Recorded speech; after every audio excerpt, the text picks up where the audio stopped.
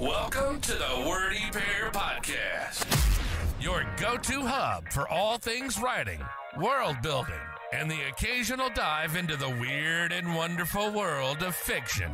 We're breaking down the barriers between you and your next great story. Whether you're a seasoned scribe or just scribbling your first sentences, we've got something for you. We'll be discussing everything from crafting compelling characters to dissecting the good, the bad, and the downright bizarre in the world of fiction. Okay, this script says you guys are eccentric. Isn't that just a three-syllable word for weird? No offense. So, whether you're in need of inspiration, a good laugh, or just a couple of weirdos to keep you company on your writing journey, you're in the right place. Thanks for tuning in to the Wordy Pair Podcast.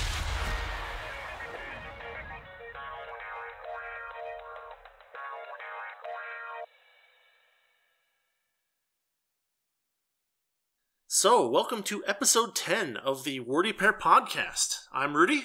And I'm Justin. And we're going to start out talking about a rather interesting topic, I think, which is taking inspiration or using music to inspire your writing. I don't think it's interesting. I'm bored already. You know what? You take this one. I'm going to take it. All right, off. the episode's over. This episode's over. Oh, this will be a fun one to talk about. I picked this one specifically because you talk about using music to help you write a lot, and so I was hoping to kind of pick your brain on this one to a certain degree. It's sort of to help. I don't know if you would say it's to help. It's more like a lot of times there will be a song or a piece of music that I hear that I think would be a good basis for a scene, or that I've seen in something else that has, like I've seen in.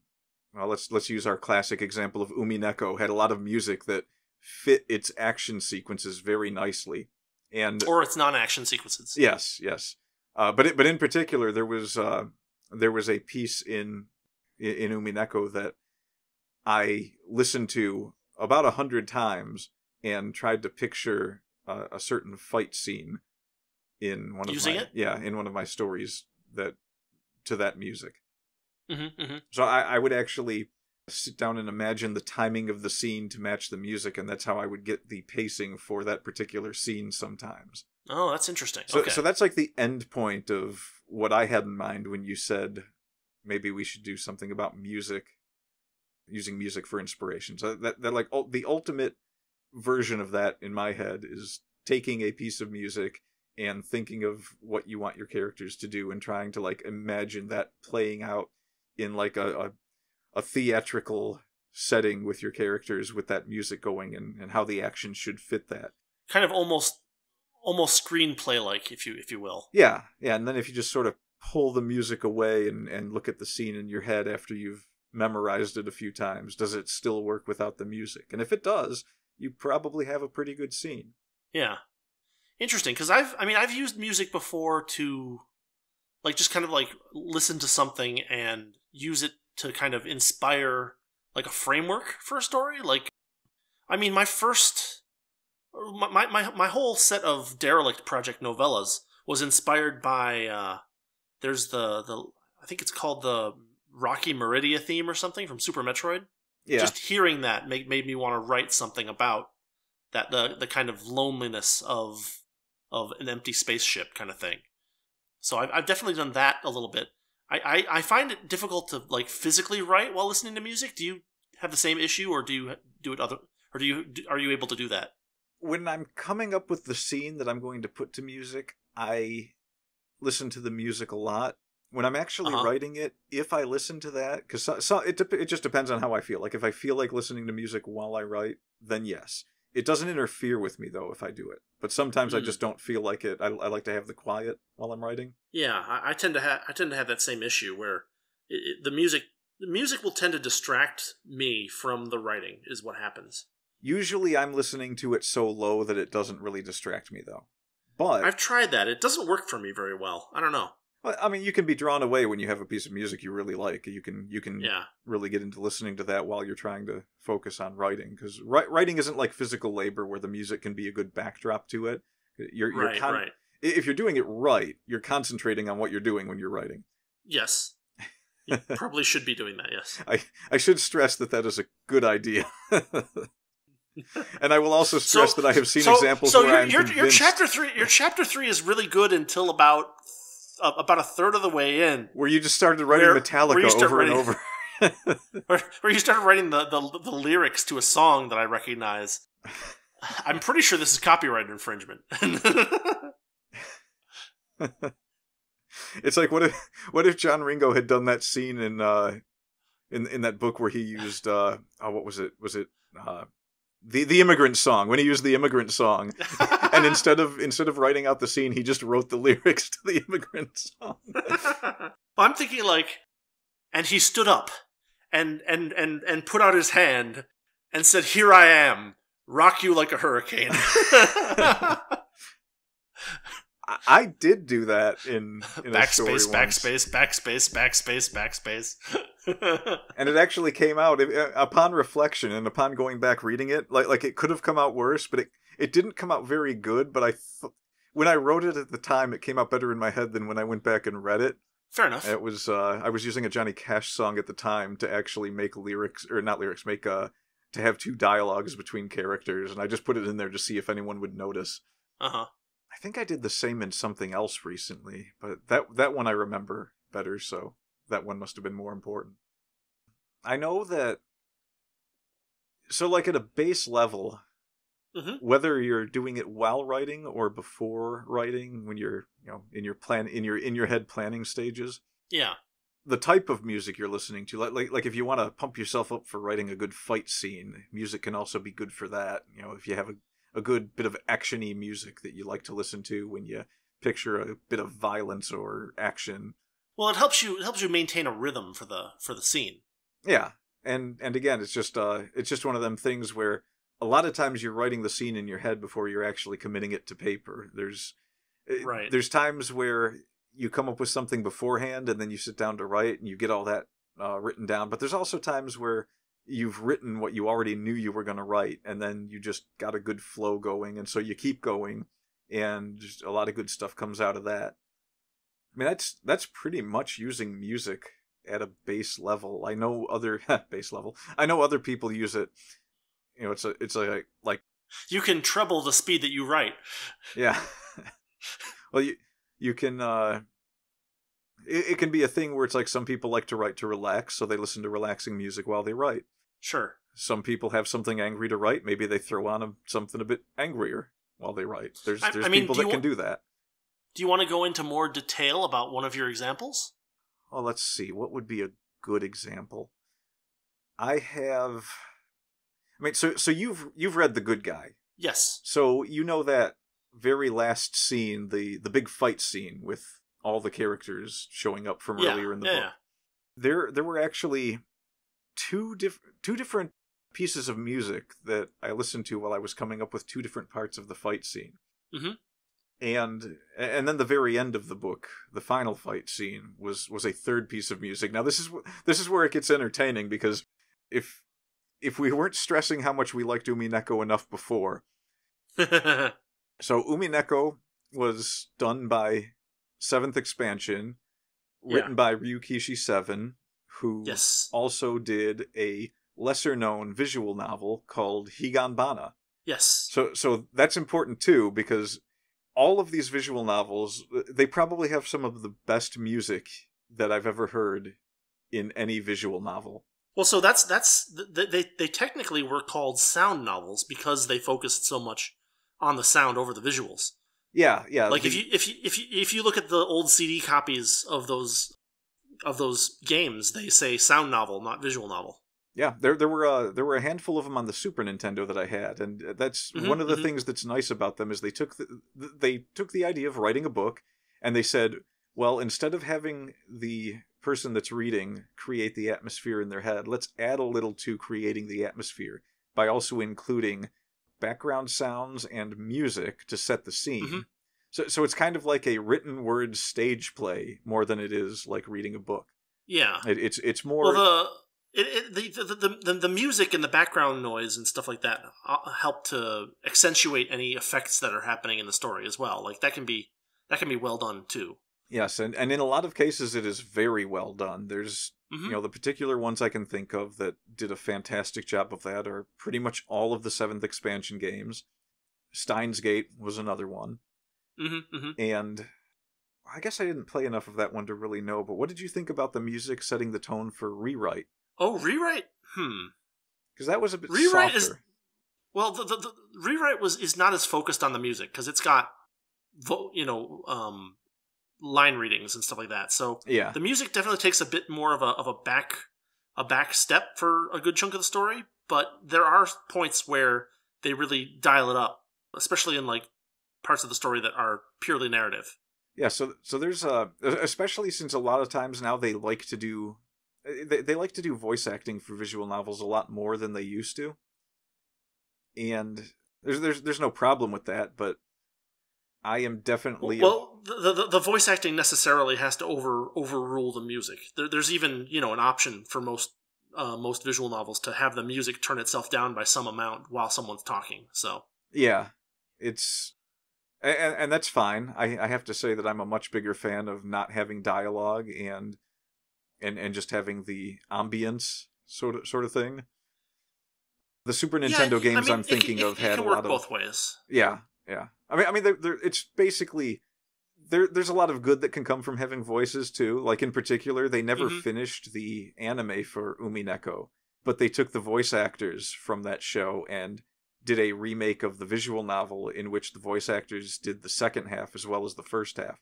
So they kind of did an honorary finish to the anime by doing that. I mean, should we tell the story about that? Sure, if you want to do an aside. Well, so as an aside, we are like 90% asides. No, but so there's a major plot point in the story of Umineko that they didn't tell any of the actors except for one. Oh yes. And so everyone doing their readings had no idea how the story came out in the end. Except for this one character, and the director of the updated visual novel used that to the advantage of their acting and their abilities to accurately portray the characters' perspectives. And so there's a discussion about it somewhere online that maybe I'll find a link to and post it in the show notes. But yeah, it was a very interesting thing because you get to hear the people who are voicing some of the other characters say like, "Oh wow, I didn't realize this was how things were going down," because the whole story is based on kind of a mysterious aspect. So anyway, yeah, and just a of little course short aside. The character that knew everything that was going on was the same character in the story that would have known everything that was going on. So it just worked out wonderfully. Right. Well, I mean that's how they set it up. Yeah. So yeah, it was a very deliberate choice, and my understanding is that everyone believes it worked out very well. I'm in agreement, which is a word. I haven't done the whole visual novel with the vocals yet, so I only taste tested it, but I mean it's amazing. The voice work is stunning for that. It's a shame that it also kind of rules the music a little bit, but I suppose there's options where you can turn off the voice acting if you feel like it. Yeah, you can always go back through it. I mean, I still have my old CDs for it, so I have the old versions. I think that if I were to, I would have to say that out of all of them that I've gone through, Umineko is definitely the best use of music to immerse you into the world that you're reading about. Yeah, I mean, with Higurashi, there was a lot more sound effects going in. Yeah, there were a lot of very visceral sound effects that happened. And the music was good, but not like amazingly appropriate to everything necessarily. But in Umineko, they really hit it out of the park.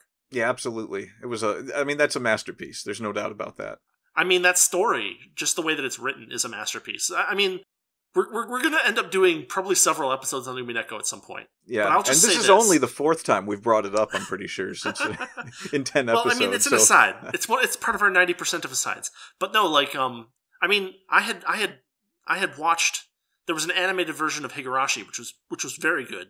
And then I started playing Umineko, and I played it for like an hour or something like that. I thought, this isn't really that great.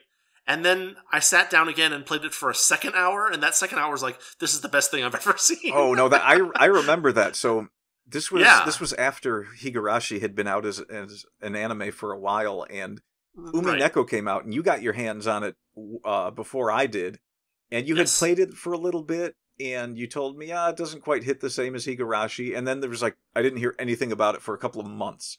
Yes, and I guess it was after a couple while. of months, you decided to pick it up and play it again, and you got further into it. Yeah, I'll give this another chance. I played another hour and a half or something like that. Yeah. Yeah. So I get this phone call, and it's just you need to Umineko. You need to Umineko right now. I mean, never has there been a story that was so much up my alley. Yeah, it was perfect. I mean, we even joked about say it in red for years after As that. I'm sure many people that went through Umineko did. I mean, I still see people online talking about saying things in red and gold and blue. Yeah. Okay, we promised. The aside is over now. Yeah, totally.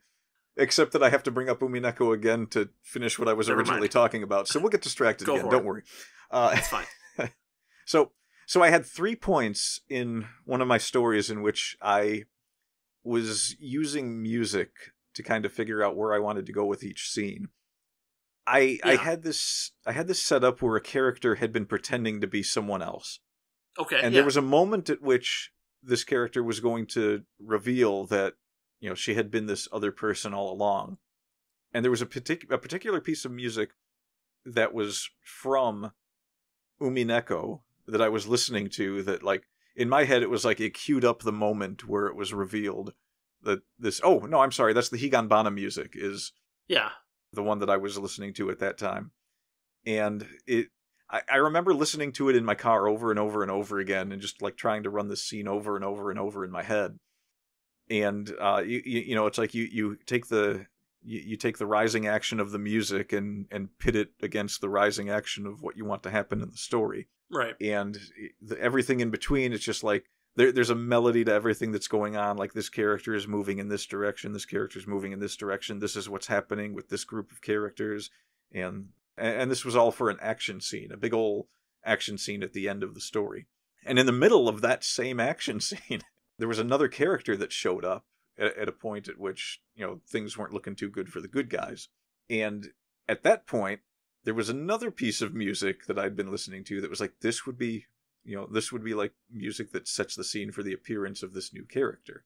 And you get you get the awe of another character that's wait, I know this person. This person is a real threat as this music plays. And that kind of inspires that whole setup for that kind of a scene, which building tension in a scene is a lot more than just writing about how someone is punching someone else or there's a sword fight. Yeah. Having characters that are recognizing the feats and strengths of other characters, or, bringing a new player onto the chessboard and, describing whether they're a pawn or a king or a queen is an important part of establishing, let's call it the energy of the fight scene moving forward.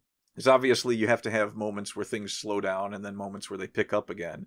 A lot of people make the mistake of not understanding if you want to raise stakes in a fight scene, you have to raise them first and then let them fall a bit and then raise them again. Otherwise, as a reader, you're just well, okay, so this is... I'm just watching Goku power up over and over and over again, but he's not actually fighting Frieza. Yeah. Well, I mean, so you mentioned Dragon Ball, and one of the pieces of one of the techniques that is used very effectively in Dragon Ball is I guess you could call it the turnaround. Yeah. Where one character is doing one thing, and it looks like they've gained the upper hand, but then there's something that turns the situation around to give the opponent the upper hand, and doing that well is difficult, but it does help. Make the stakes feel interesting, to have things to have different potential outcomes that you see coming, basically. Yeah, the turnaround is one of my favorite writing techniques, and I actually just mentioned this to someone somewhere. I think it might have been on Twitter. Someone had asked about some strange things that you've learned during your time as a writer, and I responded with, "I'm amazed at how much more I learned about building tension from watching cartoons than from reading books." There's a lot of, especially shows like Dragon Ball Z, that if you watch enough of it, you can get a pretty good grasp on how tension is being built in those stories. Yeah. Well, I mean, there's Akagi does the same thing. Turnarounds. Yes. It's a shonen manga staple, and it's a relatively simple way to consistently raise stakes and while keeping things interesting. So it's a very common technique, and definitely worth studying. And it can be used in a lot more than just action and battle sequences. Oh yeah, absolutely. I mean, there's even kind of an element of the turnaround in some Agatha Christie novels where like it appears clear that one person is the culprit, and then something happens that changes the probabilities, and then the probabilities change back, and then later on you discover X, which tells you that it's this person, and so there's what it does a few different things. It changes which character you're focusing on as the reader. It changes your perspective on the story as a whole. It allows the characters to have interesting interactions. There's a lot of value into this kind of flux, where like but at the same time it tends to be rather fast paced.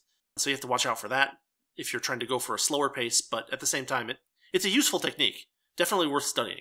And it's not necessarily difficult to get a grasp on it. It's one of those things that's easy to do but difficult to master. Yeah, you have to read into a lot of what's happening. Like, one of my favorite turnarounds of all time is in my favorite book of all time, which is Abroad by Terry Pratchett. Yeah. And there's this scene in closer to the end of the book where so Granny Weatherwax has been looking for her sister Lily Weatherwax. And they're both very powerful witches. The Weatherwax family is this really powerful magic family in the Discworld, and the Discworld novels that Terry Pratchett is famous for.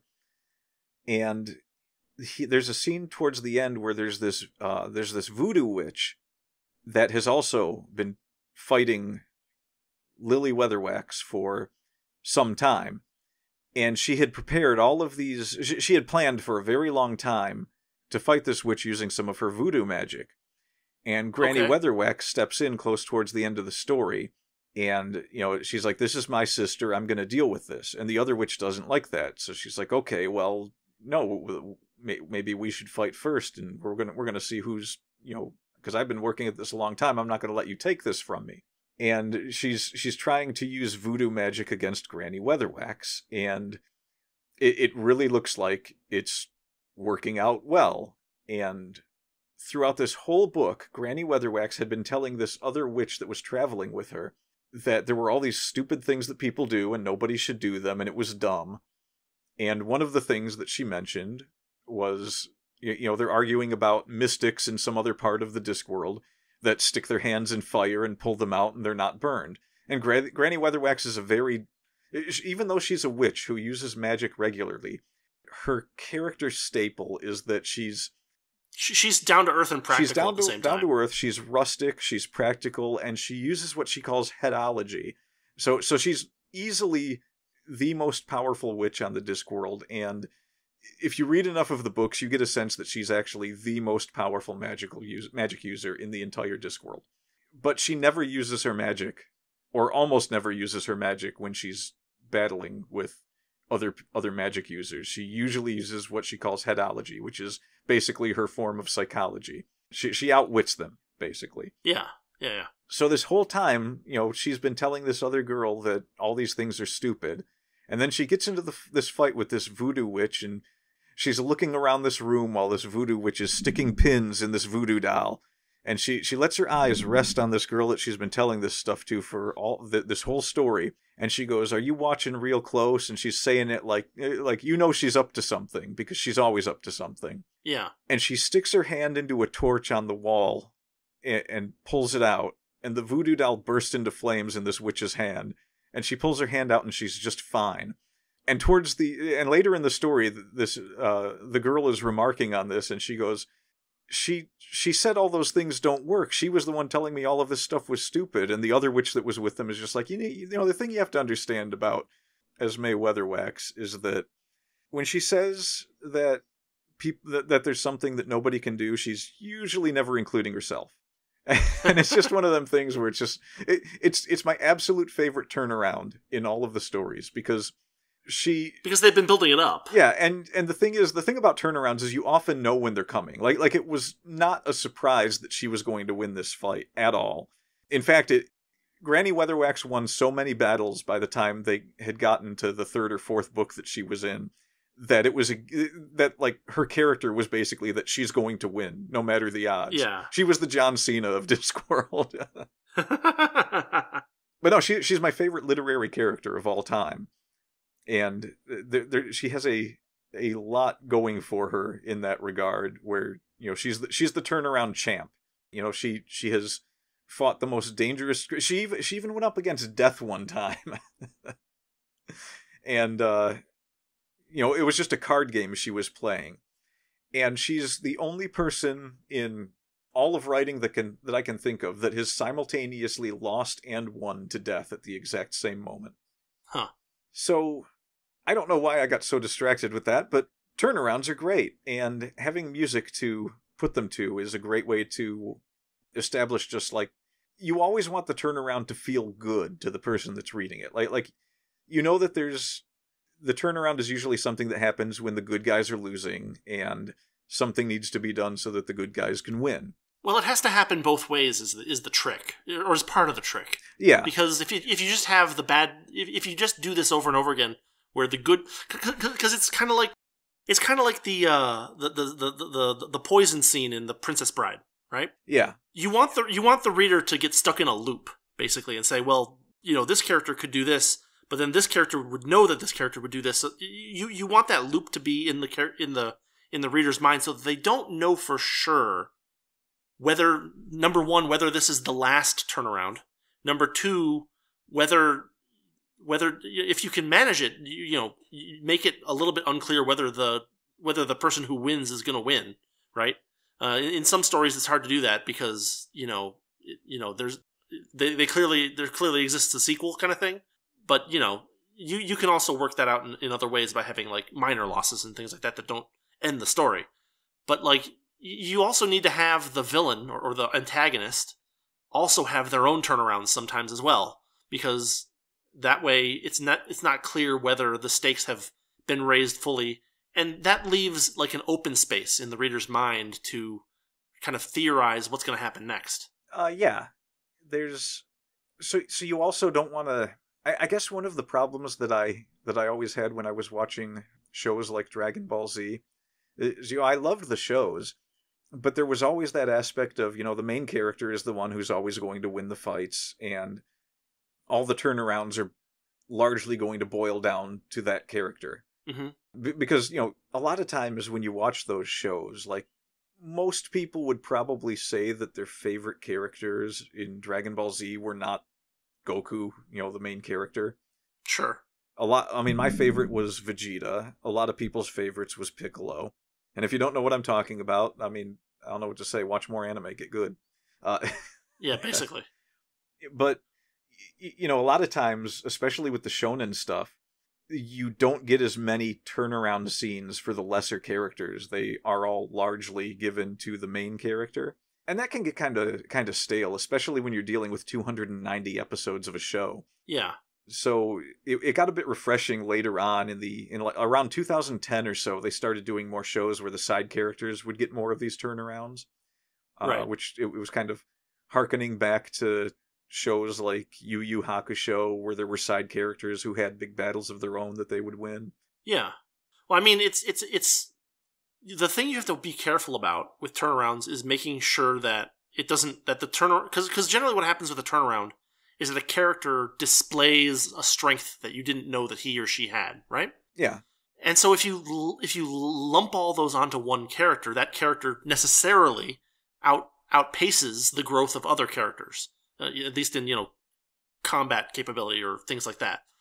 And so yeah, you do kind of need to be careful to spread it out, and that's why I'm saying that the antagonist should have some turnarounds, the minor characters should have some turnarounds. You got to spread it around, or else it does easily get stale or predictable. And that's the thing to avoid. That's the Achilles heel of the turnaround is predictability. Yeah, you want. You're going to have some predictability no matter what you do. Okay, so Well, let's say hypothetically that 10,000 people, read The Good Guy. Some small fraction of them would predict certain things as they were reading it, and that's fine. Writing is not does not have as its goal confounding the reader. Like this is why people made so much fun of the Star Wars: The Last Jedi, right? It subverted expectations. It subverted expectations, and that's it's good to do that sometimes, but like it shouldn't be the theme of your story, the overwhelming theme of your story. Confounding the reader is the last thing you want to do. Like, unless you're writing a mystery story in which they're supposed to be thinking of, and that's not really confounding. Like you don't want readers no. That Giving the reader a puzzle is different from confounding the reader or confusing the reader. Like, I'll give you an example. There was I read Mistborn by Brandon Sanderson, and we're going to talk about that someday. But I'm going to just highlight one little portion of it. It was in the first third of the book. There was a fight, and I had to read that fight 5 times. Because I thought that he had missed one of the opponents. Basically, the main character, or one of the main characters, fights a certain number of people, and that number is given. It's not like it's foggy. And so it's like, here's 8 guys that you have to fight. And like I'm like, no, you only beat 7. Where's the 8th guy? And so I had to read it about 5 times before I could figure that out. That's confounding the reader, where I had to stop and go back and repeat reading the same scene multiple times in order to figure out what exactly happened. But you don't want to do that. That's a bad move. There can be writing that can be confusing anytime someone writes an action scene. Like, it's not the easiest thing to do. But well, as trick long with as the pacing of the action scene, as long as you get to a point in which the reader, at the very least, when you're done, the reader can say, okay, I know what happened here. Then so the trick that I use with writing action scenes is focus. I focus on like one thing that's happening that is important, and I explain like the results of that action before I move on to another action. And so I try to maintain a focus on one thing until it completes what it is trying to do. And it could be really simple. It could just be like a thrust, a parry, and a riposte, right? Right. That would be one thing to focus on, and you want to focus on that thing until it has done what it needs to do. And then you can go to a different group of characters and say, oh, he, fired a gun and he did a tuck roll, or something like that. Yes. And just for the record, I know that we get distracted and we have asides a lot, but we actually did plan to talk about action scenes as well as... No, this was the second topic that we were going to talk about today. Yeah, so yeah. We're kind of moving into it. And at the 34-minute mark, which is perfect. Yeah, and jumping back to music for just a bit, the actual of course last fight scene that I had in The Good Guy, that was another, that entire scene was me sitting down and listening to another Umineko piece of music. And the entire scene, if you play it out in real time, or if you could play it out in the same real time that I used, would go from the start of that track to the end of that track. Nice. It's important when doing fight scenes. I mean, like that's one way you can do it, where you focus on one thing and move on to the next. But you can also, whatever point of view you're looking at it from, you want them to be taking in more than just the fight that's happening. Like, that should be the focus, but... I mean, it depends on how you're writing it, right? Yeah. If you're writing in the third person, you're going to want to put conclusions or evaluations that the characters are making, and you can do that for all the different characters, but if you do it too much, you bloat things out. Yeah, and if you're doing third person, you have to remember that, like, you're going to have multiple people that are going to be taking multiple actions simultaneously. So you have to know how to space that so that everything happens within a reasonable amount of time, as opposed to everything else. Well, so you can kind of sidestep that by having different group. So let's say hypothetically there's some kind of a melee where 5 different people are fighting. There's a group of 1-on-1, and then there's a group of 2-on. There's a group of 1-on-2, right? Something like that. The way that I usually do that is I will focus on a couple of actions of Group 1, and then I will move to Group 2 and do a couple of their actions, and then I'll kind of switch back and forth. And the actions that they're taking might be happening simultaneously, but I kind of shift them a little bit so I don't overwhelm the reader by saying this person did X, this person did Y, this person did Z, this person did A, this person did B. Instead, it's like, these two did this, then these three people did this, then these two people did this, and you kind of go back and forth, and sometimes you do two actions for one group or whatever, but, I mean, the point is that you don't spread your focus out too much. You know, and things can happen simultaneously, but that doesn't mean that they are happening simultaneously, if that makes some sense. Yeah, one of the tricks that you can use when you have a lot that's going on at one time is, you know, there's a lot of scene jumping in books. Like, people do it different ways. So, like, just from a page by page perspective, some people will do an entire scene and they'll label that as like chapter 47, and then chapter 48 is still that same fight scene, but it's another person involved in the fight, maybe in a different area of a room or a building or something. Other people will scene jump, which is when you leave spaces between paragraphs, or maybe have like an asterisk that separates it, which is basically the same thing, except you're not starting a whole new page, so you're not interrupting. Like you want to be aware of the visual aspect of your writing for anyone that's looking at the page. I've noticed a lot when I've looked at things like, do I want to turn this into an audiobook? I use a lot of visual cues that the reader is going to see, that if I try to turn into an audiobook, do not translate well. So, like, I have a joke in one of my books where a character says something and then another character responds with a quotation that is just an exclamation mark, which isn't a sound. And then I'll have the character that they said that to respond with, how did you do that? How did you just say exclamation? And there's no way to put that in an audiobook. So I would have to make, like, it would have to be an abridged version for me to do that, or I'd have to replace it with some sound. Slightly altered version, yeah. Like the audio, the audio remastering of this story. Yeah, but like just looking at like chapter versus scene skipping or scene jumping is, you know, a scene jump is something's happening and you're doing a quick cut to something else happening, whereas ending a chapter is a very important thing just happened in this section, and now we're starting a new chapter where something else is starting up, and we're going to get back to that other thing. Yeah. You know, if you end a chapter in the middle of some important thing that just happened, and then you just pick right up from that, it kind of feels like, well, you didn't need to start a new chapter there. You should have just continued with that part until you got to a point in which you needed to start a new chapter. Like be aware of pauses and cues that will mess with how the reader's imagining the story. And that can really help a lot of getting your point across, too. Yeah, it's important to... So speaking of this, it's also important to go back and read over what you've written to see whether it actually produces the image that you think it does. Yeah. When you wrote it. The more visual the storytelling is, the more careful you have to be about this, because if you have an idea in your head and you write it, but then when you read it, that idea didn't make it through, you have to be more precise and specific. Otherwise, people will not... Yeah, I mean, it sounds like a stupid, obvious thing to say, but, like, you do need to be more explicit than you think you do, is, I guess, the lesson to be learned. Yeah, and it's one of those things where you have the scene clear in your head as you write it. And then you put it on the page, and, you know, as you were writing it, you were thinking something that you had already established in your own mind. So you think you're good, and then you go back and you... I actually have this problem a lot with...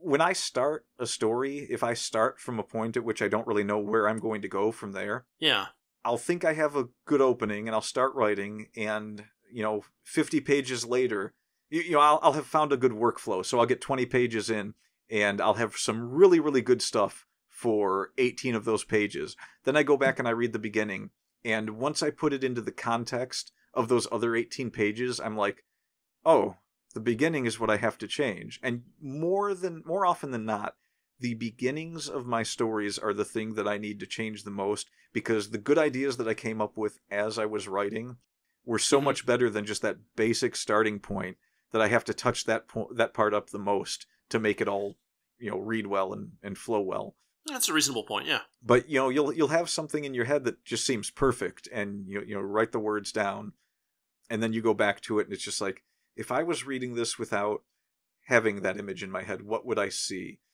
And a lot of times you'll find, for one thing, you'll find that you have never, ever in your life gotten it perfect compared to what's in your head. That almost never happens.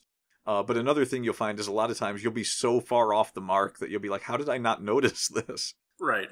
Which is fine too, because a lot of times what you did end up with might only need a little bit of fixing, or might even be better than what you had in your head at the time. It's just like, okay, I can leave this. Yeah. But as it pertains to action scenes, I always liked what you told me about.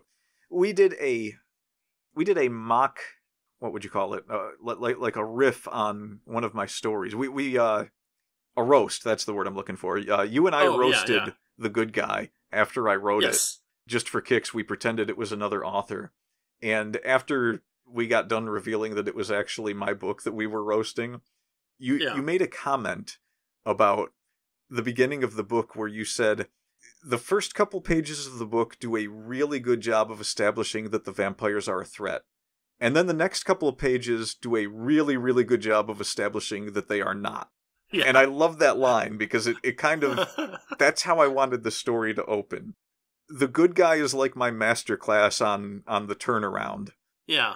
Because the beauty of that is that the dark and gritty monster story is so popular these days that if you go in not knowing what the good guy is going to be like, right?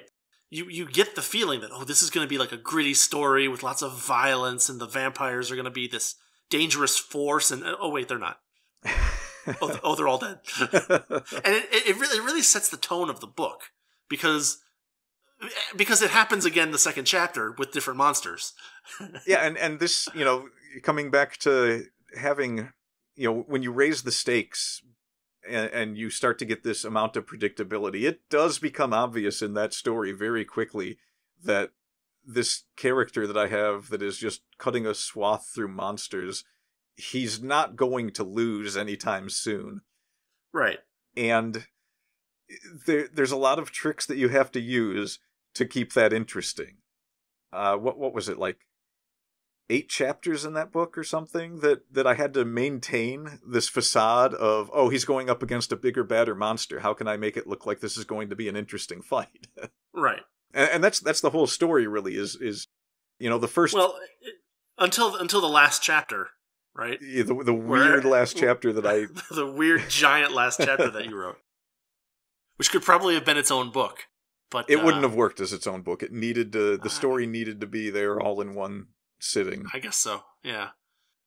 I mean, there might have been a way to finagle it, but yeah. No, but I mean, I guess...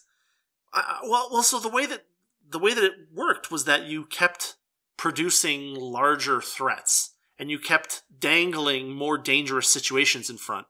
And it was like, he's gonna get through this, but how? Right? Like the reader is like, it's like a puzzle box that has a switch on the bottom that just opens it up. Yeah. Right? Like that there's a way to open this puzzle box. You just don't know where the button is.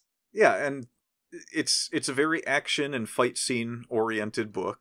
I mean, yeah. The first chapter is one of the shortest chapters, and what are there, like 5 fight scenes in that chapter? It depends on which ones you count, because they're so some of them are so one-sided. Yeah, but they usually have enough description of a fight that they count. Like the first bar scene, that is definitely a fight scene.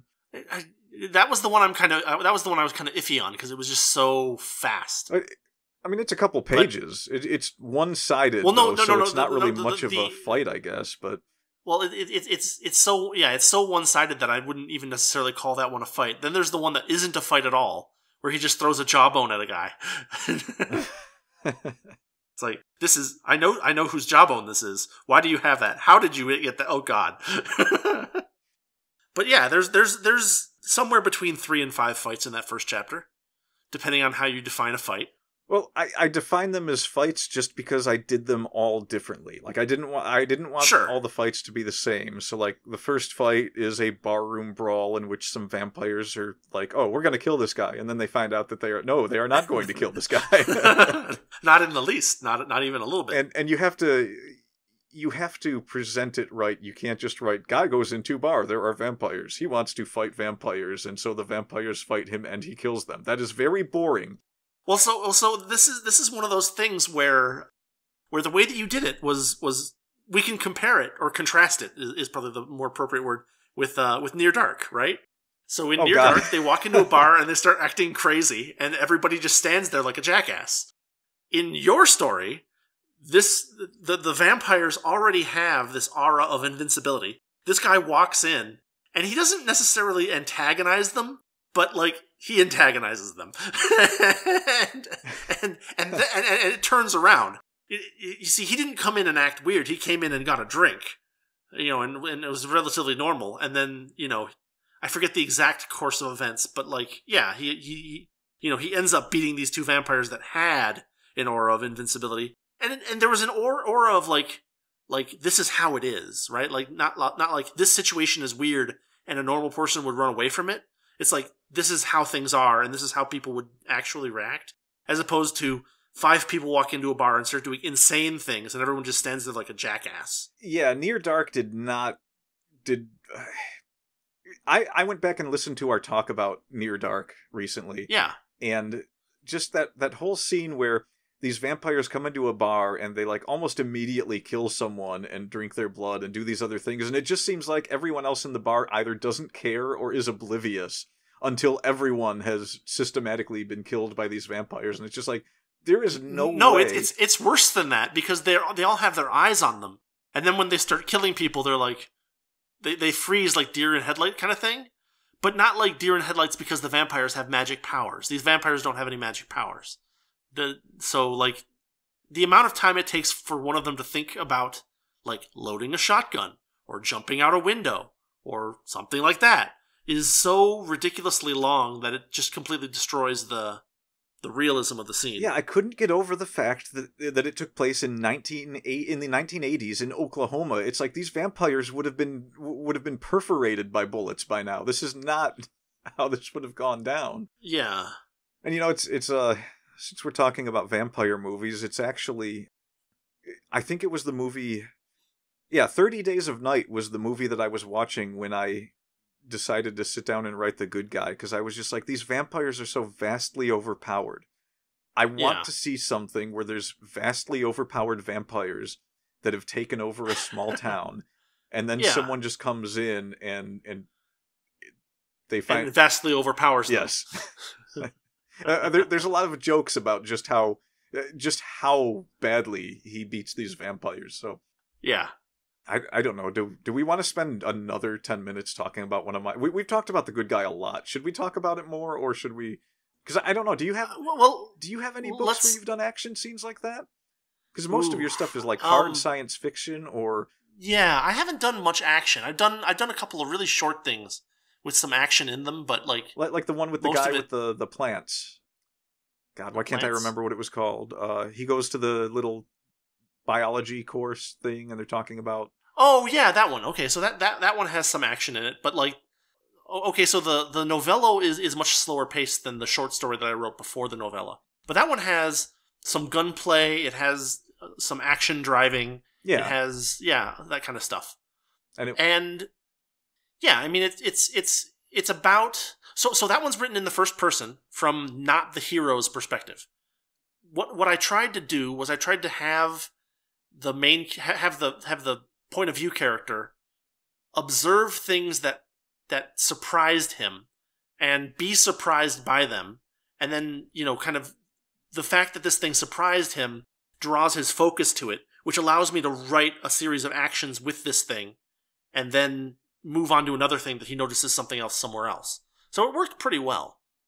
I mean, I have a fairly decent knowledge of guns and driving, yes, like race driving stuff. So like, it was fairly natural to write that stuff. Yeah, this is my gun guy. When I need advice on putting guns in stories, this is the guy I go to. So yeah, he knows his stuff.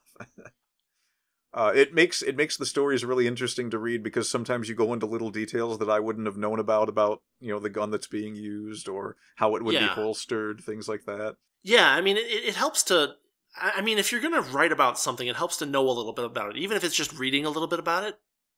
Of course, practical experience is better, but if you're going to write about a sword fight, you should definitely study some fencing or...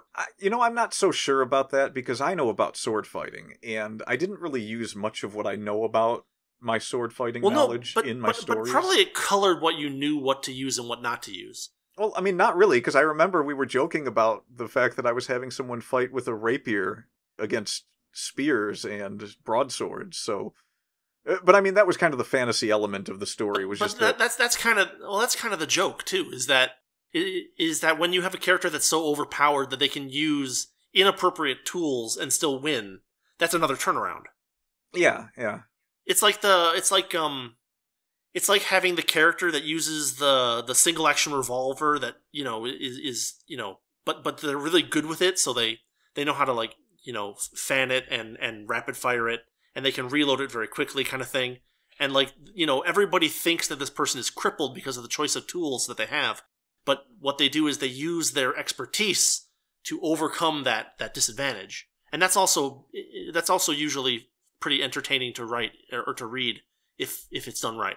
Yeah, and sometimes you only need the bare basics to like you don't. Okay, so I guess I wanted. No, you don't need to know a whole lot necessarily. It depends on how much realism you want to put into it, right? Like if you want to write about like an actual sword duel, you would do well to look at actual sword duels and say, oh, I want to use this element or this move or this that.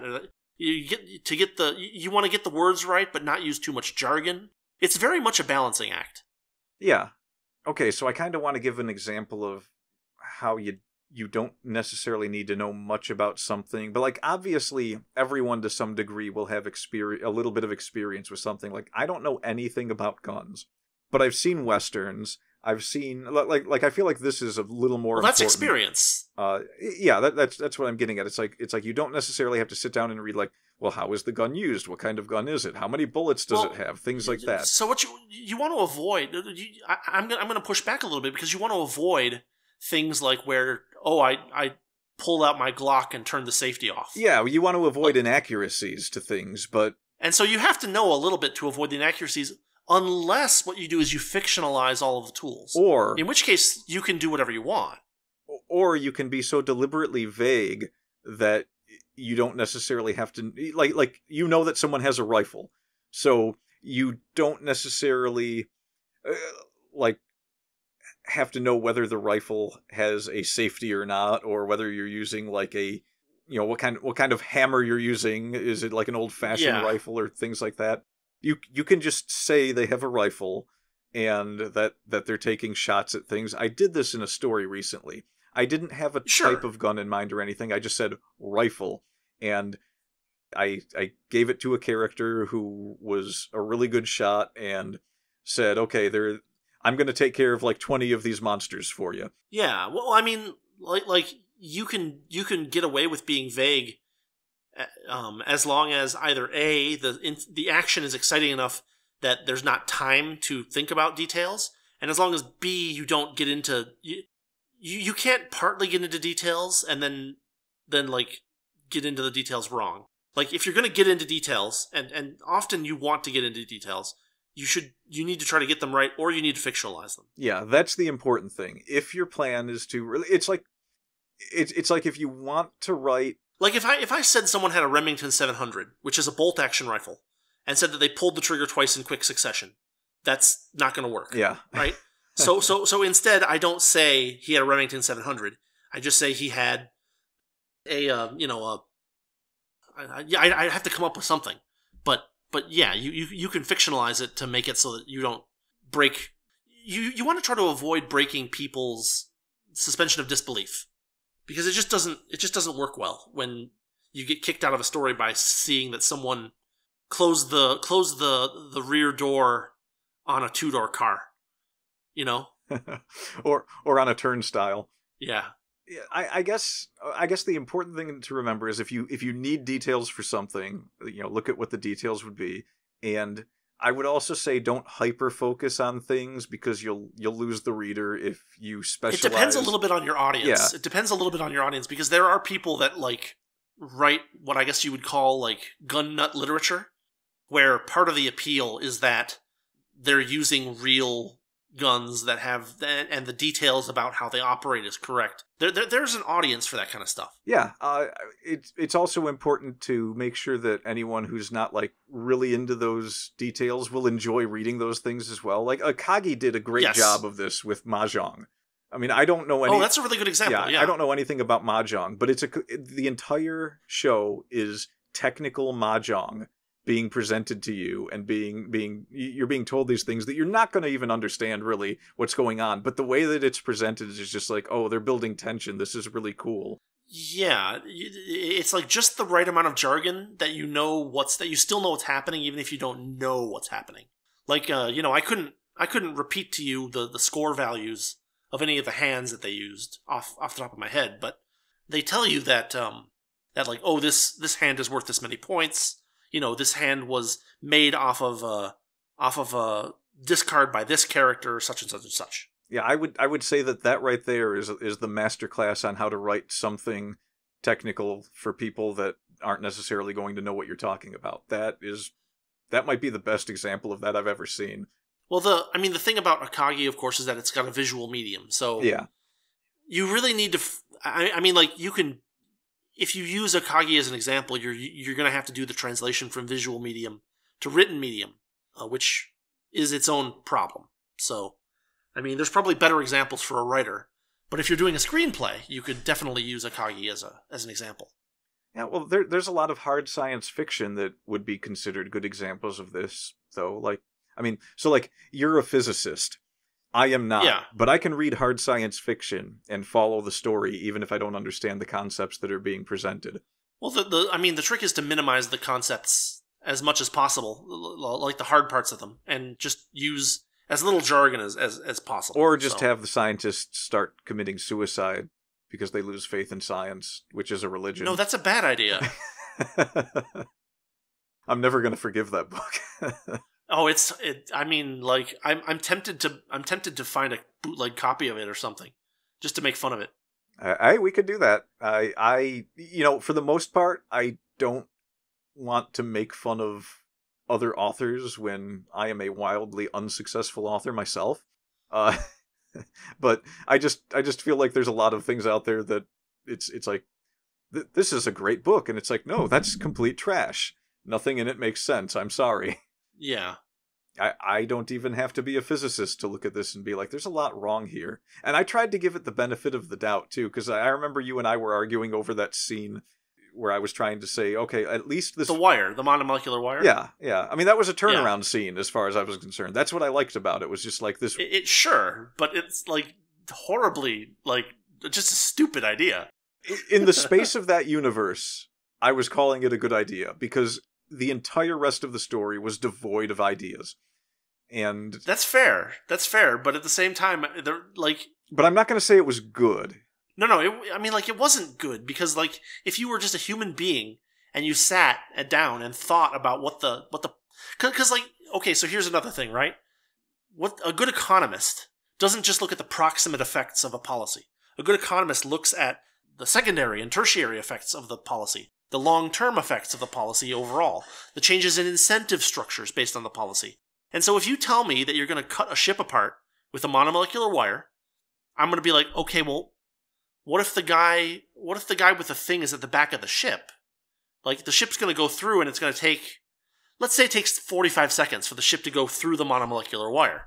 Well, that guy's going to have 45 seconds where between the time that the front of the ship starts getting cut up, and the time that he gets cut up.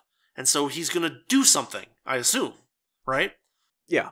Yeah, so, like, you have to think about these things, and you have to, like, making a character stupid for something to work is the worst bootstrap that you can do, because it totally destroys the story.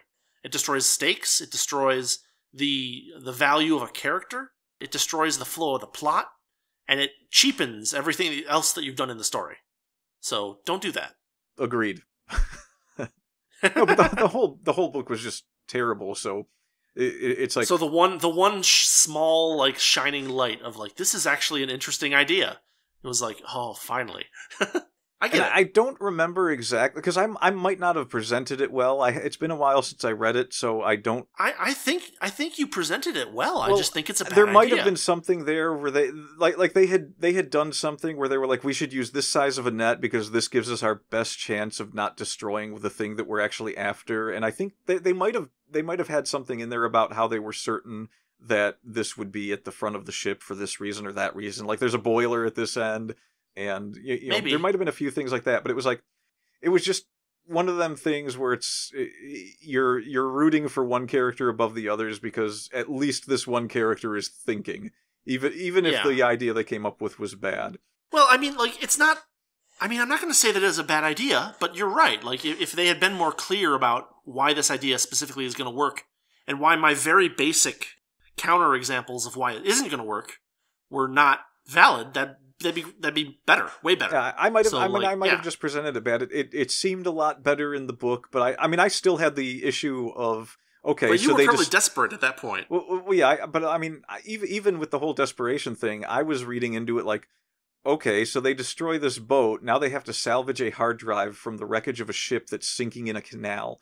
How are they going to do that? That was the part where I was like, I don't see it. But I think there was an element in that story of them wanting to, at the very least, ensure that if they couldn't get their hands on it, that nobody else would have it, which this seemed like a pretty reasonable way to do that. Okay, sure, but like, it's... Yeah, I mean... You don't want to nitpick at an idea, but you do want to maintain that the characters enacting the idea are moderately intelligent and, you know, will react to stimuli. It's just one of those things. Yeah, and there might have been a time constraint too. I can't remember, but still, it's right. That's right. It's like to take it into a different context. Let's imagine that you have a character that is like a general of an army, right? If that character makes a bunch of obvious tactical mistakes, then you're going to ask, like, well, why is this person a general to begin with? Yeah. But if you create a backstory where, like, yeah, they were there because of nepotism, or they were there because of this, or like even something more off the wall, like they got a concussion at some point, and like, you know, it actually affected their ability to react to things. You know, you can do it. Like, I mean, like, you can do just about anything that you want. You just need to make sure that things are consistent and like make sense from the perspective of the reader, and not because it's like, oh, I mean, we talked about this in the themes episode, right? It's not, you don't do things because I want this to be my theme. Do things and then say, this is the theme that is, you know, brought out by these things that happen. Yeah, there's an author that I read a while back. Mm-hmm. He'd actually done some short story contest that I'd entered. I think you know who I'm talking about. It was I think he goes by T. Alex Ratcliffe.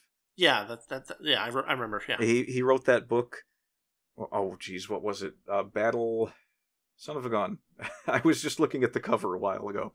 Oh, he wrote this battle book that was it was like a sports game where teams would wear these like mechanoid outfits that would be their specialty, and they would enter these different events that were on platforms where. You know, the rules would change depending on the event, and it was this it was like a spectator sport, and he wrote it with a lot of scenes of, you know, building tension between characters in fights, and he had a lot of surprises in it. Like the main characters weren't always on top in these battles. They suffered a lot of losses, and, you know, they had some victories as well. And that's a super useful technique, is to lower the stakes so that you can show that the main characters can lose. If your stakes are always it's the Earth, it's the galaxy, it's the universe, then the heroes have to win. Yeah. But if you lower the stakes, if you say, oh, this is just this one guy that's at stake, or, you know, if you're at the galaxy level and you cut it down to one city, then you can have the main characters lose. And then once the main characters lose once, it becomes possible for them to lose again. And then you can raise the stakes again. Yeah, and this is what he did throughout the story, and it was all to the backdrop of these various companies competing for this technology, and a couple of sinister things where there were these characters that had apparently worked for some organization, the functioning of which you don't... He's writing another book, so you don't get the full story right away in that book. Sure. But, you know, he's got a lot going on, a lot of drama between characters, a lot of trust-building portions of the story.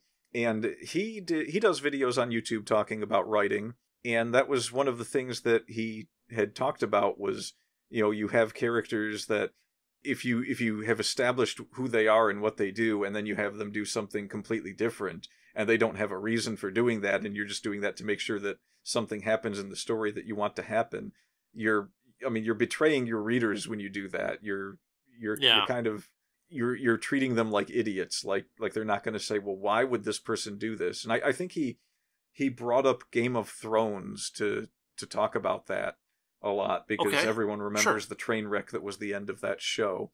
And he's apparently a big fan of the books, and he had some issues with the books that he talked about too. But these are important things, like, well... It's, so I mean, just to put my 2 cents in, it's better for you to spend a day or a couple of days digging yourself out of a hole than making a simplified answer that betrays the reader, you know? Yeah, and I'm a big fan of, I think we've talked about this, but like, if you write yourself into a corner, write yourself out of it. Don't just have something stupid happen so that you're out of the corner. Make it make sense. Make it fun if you can. Yeah. Usually if you make it make sense, you do make it fun, because that gives the reader something else to reflect on. Because by doing this... So here's the thing, is that if it took you... who knows all the characters and knows all of the things they can do in your head, if it took you 4 hours to come up with a solution to this problem, then the reader's not going to have a solution to the problem. So it's going to hit them. That's another good, thing to note, is that, the reader is in a different position from you, and you know everything that you want to happen, but the reader is not. Yeah, so, if you've done your job well, they're not going to realize that you wrote yourself into a corner. They're going to look at it and say, "Oh, that was a really clever way to get out of that corner." Well, they might know that there was a corner, right? They might say, because they're going to be confused, right? They're going to be like, "Well, I think the hero's going to get out of this, but how?" And then you have your solution, and they'll have come up with maybe 2 or 3 different ideas, right? But they won't spend 4 hours considering it, and they won't have all the information that you have. So if you spend a decent chunk of time and come up with something really clever, it will be something that most readers will not have thought of.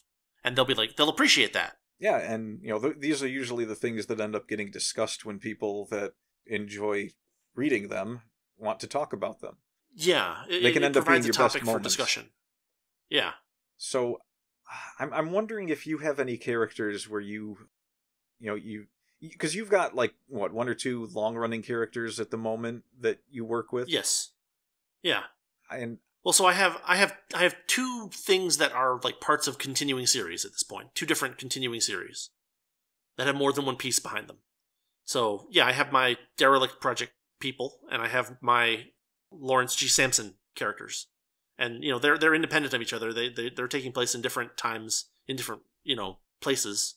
But yeah, those are my 2 different things that I have going on right now as far as things that I've actually written. So as you were writing those stories, and with, whatever you're planning on writing with them in the future, did you ever hit any points where it's like, all right, well, I have to keep this person in character. What am I going to have them do for this? Like, I know you talked about the one character that always wore his suit because he didn't trust the air. Yeah.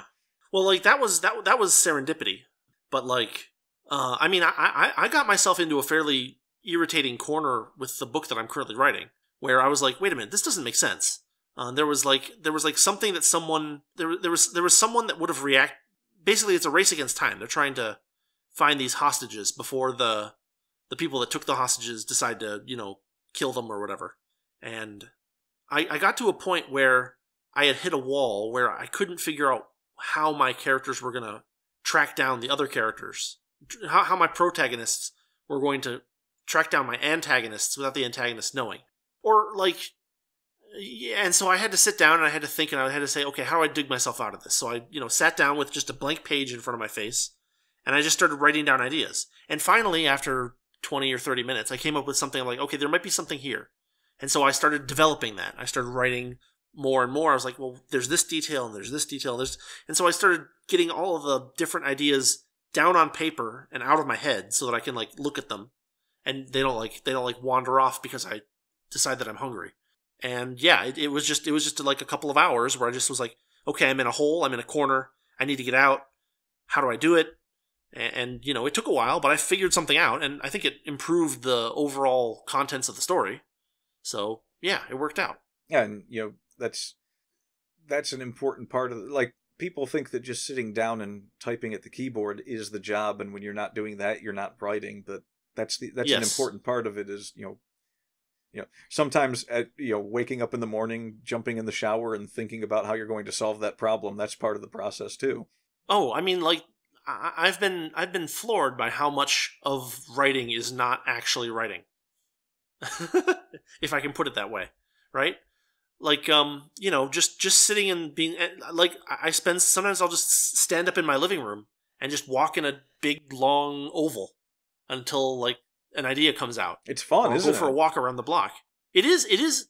Well, I mean, it can be frustrating sometimes because sometimes the ideas don't pour out as easily as you want them to. But it is fun because you're just sitting there like, okay, well, what about this? What about this? Well, why this? Well, why not this? Well, why this? Well, how about this? Well, how about this character? Well, what about this character trait? Well, how does this work? Well, how does that work? And you just kind of build it up in your head a little bit. And then once you reach the point where you've got enough things in your head that there's something to write down, start to write them down. Then, once you've written them down, you're like, okay, well, I'm going to focus on this now. You can start walking again, or you can, sit and just brainstorm or whatever. I mean, I've been really surprised by how much reading there is as writing as well. Like, I've done a ton of reading, and it feels like not work because I enjoy reading. And so every time I sit down to read something, it's like, well, this is not work. I should be working. It's like, well, no, sometimes it is work. Yeah, a lot of, let's see, I guess it's been more than 25 years now that I've been writing, and I believe that, because I used to come up with like comic books before that. I would draw little comics, and yeah, like all the way back to being 6 or 7 years old. I remember like drawing little flip books and comics and things, and right around the age of 15, I believe, was when I played that PlayStation version of the Discworld point-and-click adventure game. And I was like, this is absolutely hilarious, and I love this. And then I found out it was a series of books. So my mother came home one day with a Terry Pratchett book. It was Eric was the first one that I read. Mm-hmm. And I read that book, and it was... I had always been a big reader, but I got through that book, and I set it down, and I was like, I want to start writing stuff. Yeah. Like, that was the one that did it for me. And that's not even anywhere near Terry Pratchett's best book. But it was so good that I was just like, I bet I could write stories like this. I mean, I had already been drawing comics for a long time. Yeah. Drawing is in quotes. I'm not actually good at drawing, but I drew stick figures. I made comics. I made a lot of jokes.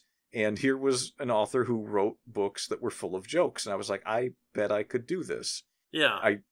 I don't know where the racking came from in that sense, but well, actually, no, there were jokes in that story, but yeah, I was just like, I want to write stuff that is entertaining and will make people, laugh if they read it here and there, and will also do a lot of the things that I liked from other things that I enjoy. Like I want stories with rising and falling tension and turnarounds and interesting scenery for characters to enjoy, fantasy landscapes, science fiction landscapes. I love mysteries. I haven't written weird science, cosmic horror. Yeah, just all the things that I like, and I like to like mix and match them a lot of times. I mean, I did a spin-off of The Good Guy recently that had some eldritch horror in it. There's so much to draw from that you're almost never hurting yourself as a writer by watching a cartoon or reading a book. Yeah, it's valuable, and you don't realize it until you. It's not easy to realize how valuable it is. Yeah, I have such a backlog of media that I have enjoyed in my life that I'm just never running out of ideas for things that I want to do in my own, personal way. Like, I'm doing a book right now that I've just gotten to the scene where I'm having a witch and a sorceress face off. Mm-hmm. And one of the high points of that scene is where it becomes clear that one of the characters is using this relic that amplifies magical powers. Yeah. And what happens in that scene is the entire idea came from two things. One of them was there's a magical relic that Lena Inverse finds in the Slayers that amplifies magical power. And That was where the first part of the idea came from. But the second part for the idea came from the third Project Eiko movie, where it's revealed that the gauntlets that Eiko always wears on her wrists, they're like an inhibitor for her strength. So they're all at a party, and her rival, Biko, sees her take off the gauntlet, or I think her gauntlets get like ripped off for some reason, and all of a sudden Biko has this look of panic on her face, like, oh no, we're all in trouble here. She can't really control her power without those gauntlets. And it's like she gently moves her arm, and she's so strong that it's creating typhoon force winds. Yeah. Kind of like, it's heavily implied in the first movie that she's the daughter of Superman, and then she takes those gauntlets off, and it's like, oh, she's like way more powerful than Superman with those things off. But yeah, I basically took those two elements and said, I'm going to do something similar like that in a fight scene I'm doing. Like, I want the character to simultaneously have something that is supposed to be amplifying her powers, but then it turns out that this is actually inhibiting them. And just so I can do the thing where I have another character saying like, "Oh no, don't take those." No, don't do that. That doesn't do what you think it does. Yeah, it was. I mean, that book's not going to be out for a while yet, so I have no trouble ruining that part of the story. It's just a little thing where it's supposed to enhance. It was created by a powerful sorcerer, and it's supposed to enhance anyone who uses magic. It's supposed to give them the same level of power that he had. Well, it turns out the person that's using it is much more powerful than that sorcerer was, so it acts as an inhibitor for her instead, which right. The villain recognizes this relic and is laughing when this person takes them off, while this other character is like, no, you don't understand. Yeah, but I mean, those are the kind of things you want to do in fight scenes where you have a little element of surprise for the reader to make them interesting. There's a lot of books that just use, cop finds criminal and punches him in the face several times until he's bleeding and teeth fall out. And it's just like, that's great and all. I mean, if you're just going to write a boring, like, crime thriller or something where, everything is going to be at this base level of violence and it's... I mean, if I wanted a bad story, I could watch The Shield. Yeah. I mean, that's what a lot of books are, unfortunately, these days. It's just, I think I saw someone mention recently how, you get these top-selling romance novels, you get like 5 of them in a row from the same author, but if you actually read them, which, God forbid, it's clear that they wrote the exact same story 5 times and just took the characters and changed the names.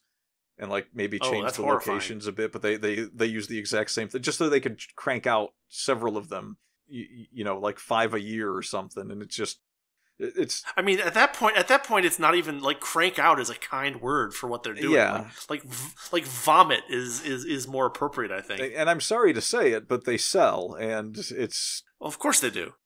Most people don't buy all 5 of the same book. Yeah, that's true. But I mean, you would think that. Oh, I like this author. I'm going to read this other book they wrote. You would think after 1 or 2 of those, people would catch on and be like, I need to read someone else. Or maybe that's the trick. Maybe there's just so many people that write those books that it hasn't oversaturated itself to the point where people have caught on that they're all going to be like that.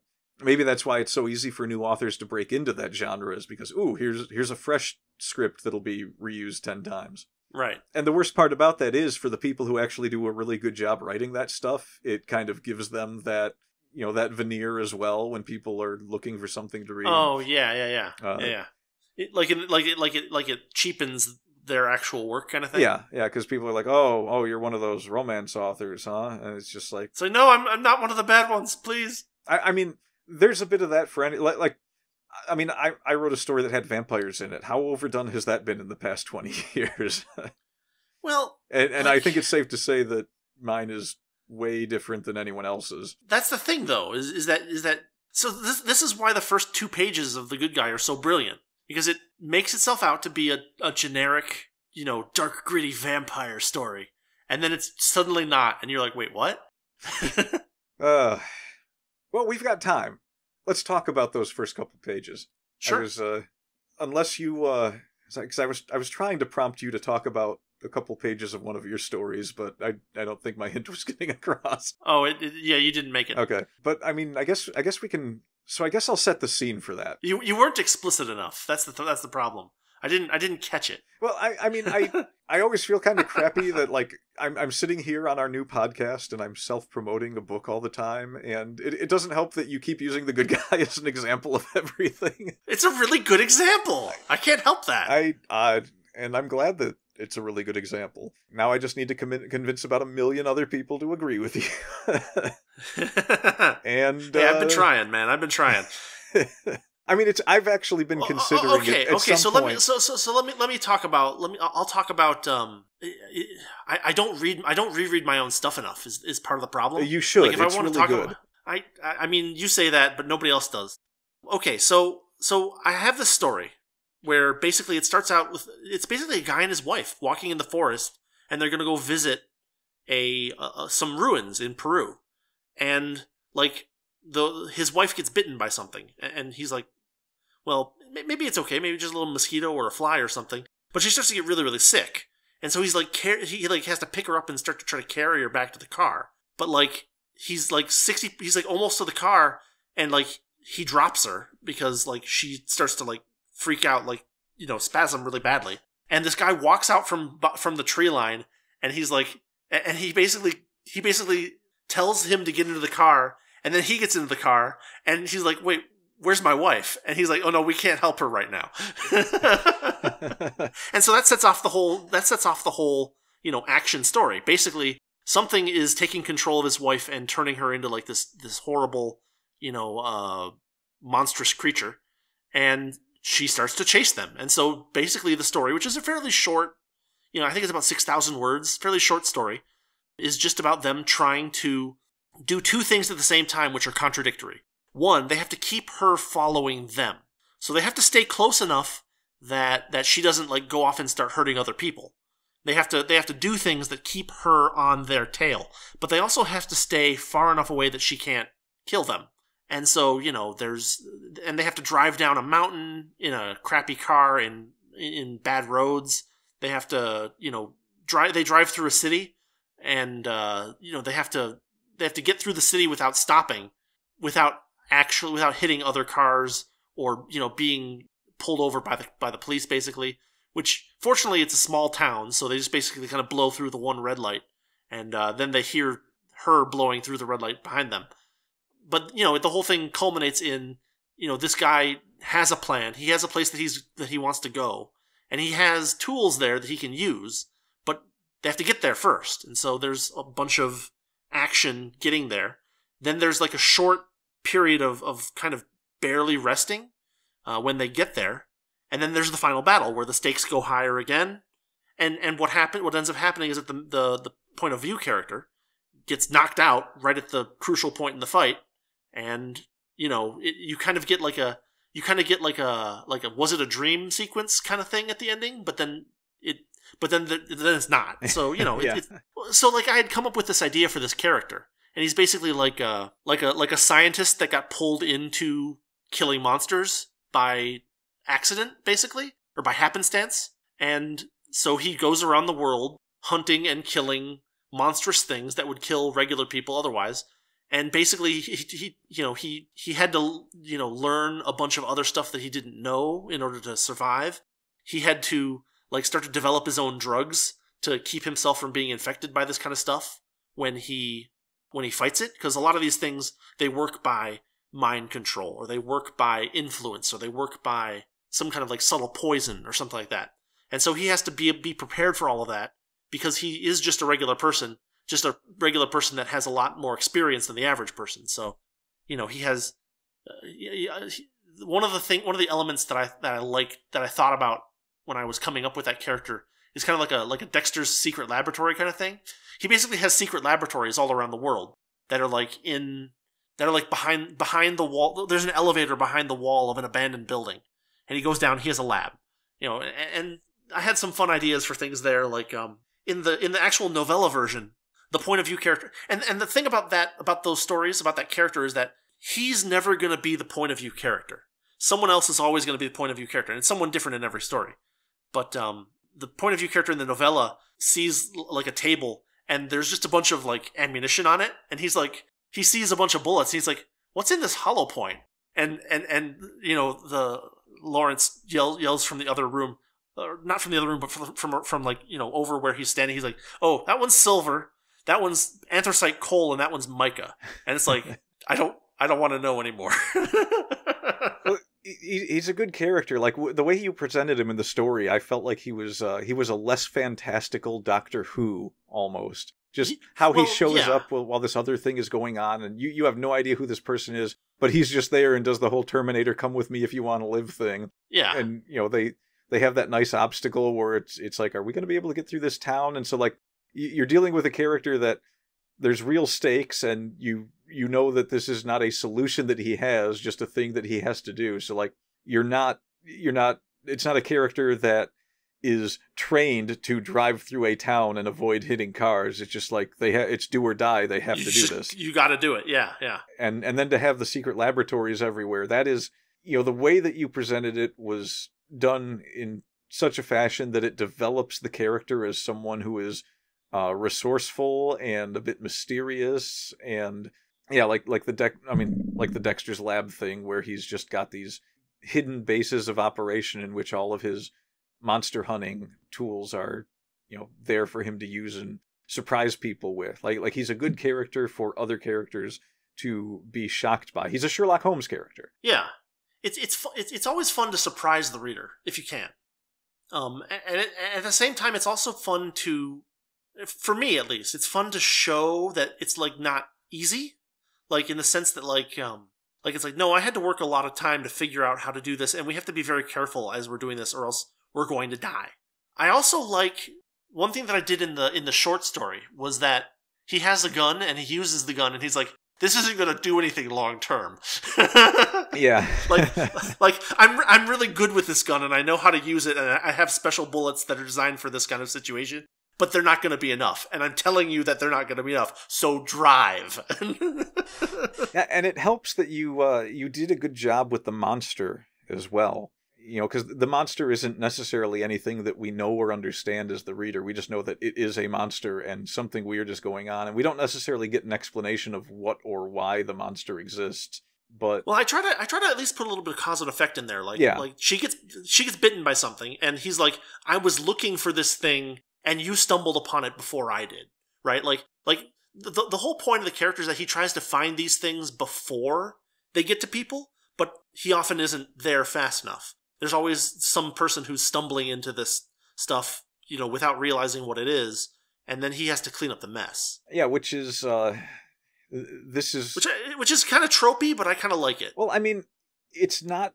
It's a good trope. I mean, that right there is, a lot of people don't really analyze it too thoroughly, but that's one of the reasons that Doctor Who was so famous, was that he was trying to show up and stop a lot of these things. And you've got the weird monsters, you've got things that are going wrong, and there's innocents involved that don't really understand what's going on, and then you have one person who sort of has an understanding of things, and then it's just a matter of finding the right solution to solve the problem.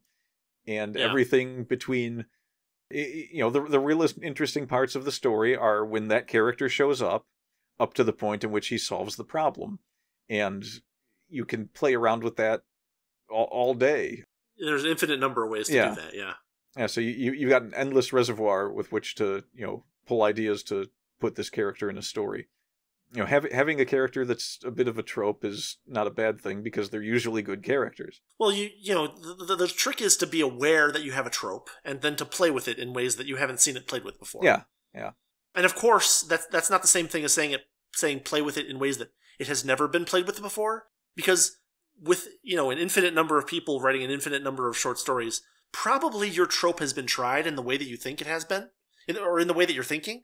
It's just that no one else is aware of it. Like there'll be some guy who's like, oh, but in, this episode of this obscure television show, this is the kind of thing that happened. It's like, yeah, but 5,000 people saw that, and none of them read my story except you. Yeah. So yeah, it's one of those things where this is kind of one of the things where people get into the trap of over subverting the expectations of the reader. Like, sometimes things should happen that the reader expects, and sometimes things should happen that the reader doesn't expect. And because you have multiple readers, hopefully, those will be different events for different people, if that makes sense. Yeah, I mean, look, as someone who has multiple readers, myself and you, it's important to, what's a good way to put it? Subverting expectations doesn't mean you've written something good. I mean, I can subvert my boss's expectations by not showing up to work. Yes. He's not going to respect my originality for that, because I mean, and that's actually not very original, is it? It's just like lots of people don't show up for work. We fire them. Yeah.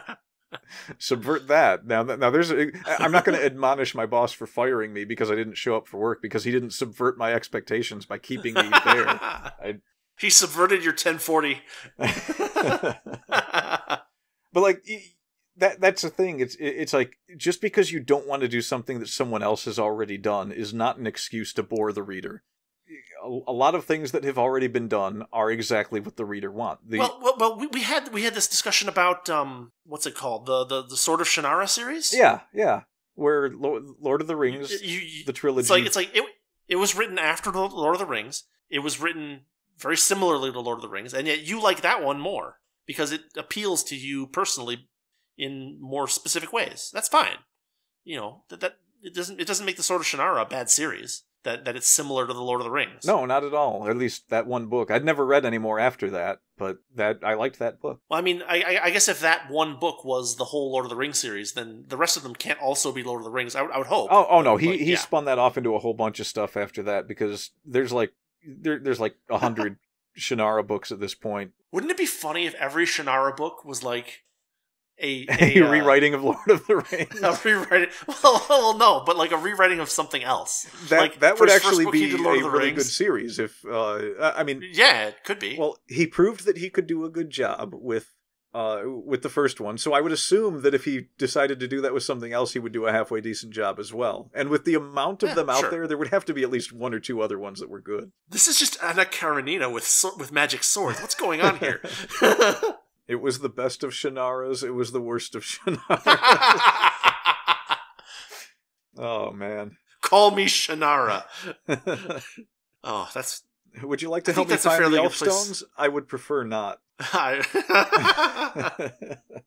It's the fantasy dragon version of 1984. In dragon speak, a person believes two things that are contradictory at the same time. What?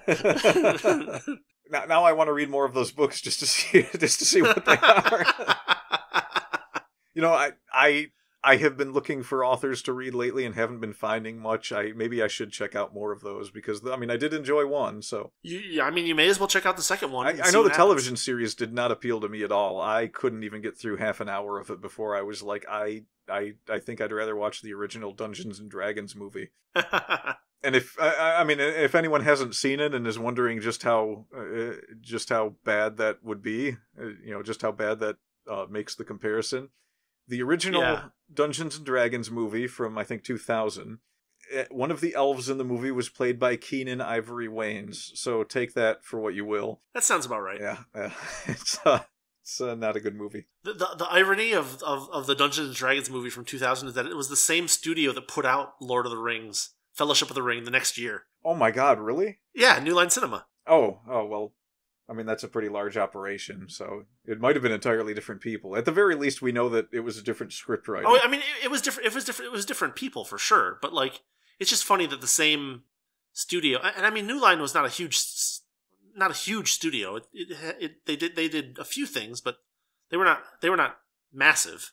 But yeah, they put out Dungeons and Dragons, and then 1 year later it was Fellowship of the Ring. Well, the one thing that made Dungeons and Dragons funny was that the villain in the movie was played by Simon Gruber from Die Hard with a Vengeance. So I just pretended he was Simon Gruber the whole time. He never died. He wound up here. Yeah, that's another thing we should discuss one day. Movies that, like there's a lot of movies that people think are bad, but there's just...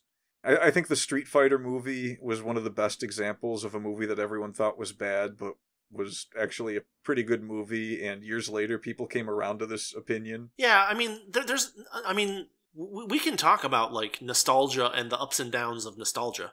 Sometimes because there are cases where you like see a thing and 20 years later like that thing was so good, and then you look at it again, you're like, this is garbage. This is garbage now and was garbage then. There's a lot more of that than the other way around. Like I remember I hadn't seen Ski Patrol since I was a kid, and we used to watch that all the time. Like we would just like go to my aunt's and we would throw that movie on and laugh at it. And I got older and it was like playing on Comcast's free digital thing one day, and I was hanging out with our friend Sean, and I was like, hey, you ever see this movie? He goes, no. I said, let's watch. I remember this as being a pretty funny movie. It was so dumb. It was nothing but fart jokes for like the whole first half hour of the movie. There were a couple of scenes that I remembered that were still good scenes and kind of funny, but for the most part, it was just like, I can't believe I even laughed at this as a kid. And but then it's like you had movies like Street Fighter where for years me and my brother were just like, no, that is a legitimately fun movie to watch. And I think a lot of the reason people hated it was because it had Street Fighter attached to it. And so they were like, well, none of these characters are the characters from Street Fighter, which I get. I get that if something has the name of the thing on it, you would want it to be that thing. And here was a movie where, the master fighters, Ryu and Ken, were actually gun runners who had been trained as fighters. And, a lot of what happened in the movie just had nothing to do with the games whatsoever. All it took, though, was for someone to release that horrendous Chun-Li movie. The one where Bison was the good guy? Yeah, the one where Bison was the good guy. And all of a sudden, everyone's opinion changed, and they watched that movie and they were like, oh, you know what? Actually, after seeing if only we could go back to those days. Well, they went back and watched the other Street Fighter movie after that because they were like, oh, maybe, wait, was this one actually worse? And then a lot of people turned around and were like, oh, this movie is really good, and it has really good acting in it, and it's got Raul Julia with some of the greatest one-liners in all of cinema history. Yeah. I mean, there was that was one of the most fun movies that I had ever seen my entire life, and I just never understood why people hated it, other than the whole thing where it wasn't really Street Fighter. It was one of those things where it became popular to hate it, right? Like, there's a lot of that too, which I find really irritating, because it's like, well, no, let's actually look at this and make our own conclusions, as opposed to like doing the fashionable thing and just saying this sucks. And there's, I mean, we should do an episode on adaptation one of these days. You know what? I was going to say something about a few of the anime adaptations, but we can save that. That would be a good episode. Yeah. Well, we could probably do another couple minutes of something. We kind of got away from action scenes. Is there anything else? We're at almost 2 hours, so. Yeah, well, we can make it a full 2 hours. Okay. But what else would we want to say about action scenes? I mean, we didn't dive too deep into how to create one. So here's the thing: is that you should definitely take a little time to examine existing action scenes that you think are good. There's a lot of detail in there that is subtle. There's detail in the technique of writing them, and so like breaking them down carefully in your head or on paper. Scenes that you thought were effective will help you understand better how to write them. So these are scenes that actually like deserve, like, you know how you can like diagram a sentence? Like this is the subject, this is the verb, this is the direct object, this is the indirect object. Here's a helping word, here's a gerund, whatever. Like, if you can break down action scenes in that level of detail, you can learn a lot about how to put them back together. And you can change a lot of the parts and put them back together in a slightly different shape, and they'll still work. So, like, yeah, this is one of those things where you need to think a lot. You need to probably write down what you're thinking as well, and kind of like make puzzle pieces out of it and kind of arrange them around a little bit. And you need to really think about the reader, and you need to really, like, this is a good, like action scenes are a good time to sit back and not write as a part of your writing process. Yeah, and that I'm saying it wrong, but you get what I'm saying. No, you're not really saying it wrong. There's there's more than one way to do it. Like, I don't do any of what you just said. I do most of. Well, no, you used music and you visualized it in your head, and then you started writing it down, and then you made sure that it fit with yeah, I mean, well, there's a couple of other, like, especially when it comes to fight scenes. I know that I'd like to do a lot of them sure. in a lot of my stories, because it's one of the things I think I'm good at, is writing a good fight scene.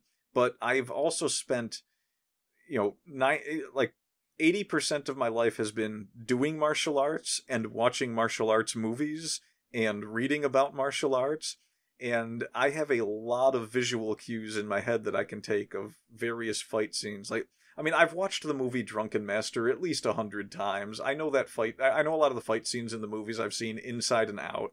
And it's just, you get used to visualizing your own scenes in your head after you've seen a lot of it in other movies. And there is a downside to that, of course. If you've watched a lot of really good fight scenes, sometimes you'll go to the movies or something and you'll see something and everyone will be like, oh, that scene was so great. And you're like, nothing really happened. So you have to be prepared for just like your overworked imagination makes a lot of other things boring, but that's okay, because that's when you sit down and write your own stuff so that you can make better things.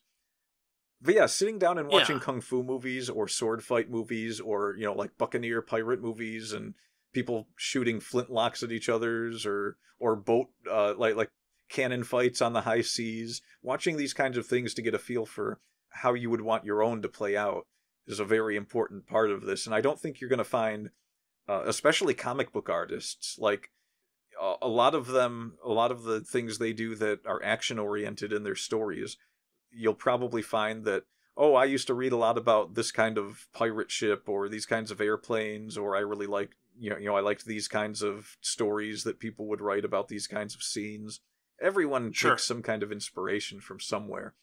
And you can usually tell when someone does a fight scene where they've never seen more than like someone getting angry at someone in the street and clocking them one. Mm-hmm, mm-hmm. But, there's a lot of media out there that you can use as a reference, and it does not hurt to season your own imagination with things that other people have already done. The kung fu movies of the 1970s the 60s and 70s are a great repertoire for anyone who wants to do hand-to-hand fight scenes. Oh, yeah. Because there's just so much variation, especially, in the Jackie Chan era of movies of that period where they were always trying to do new and interesting things with fight choreography, with, different kung fu styles.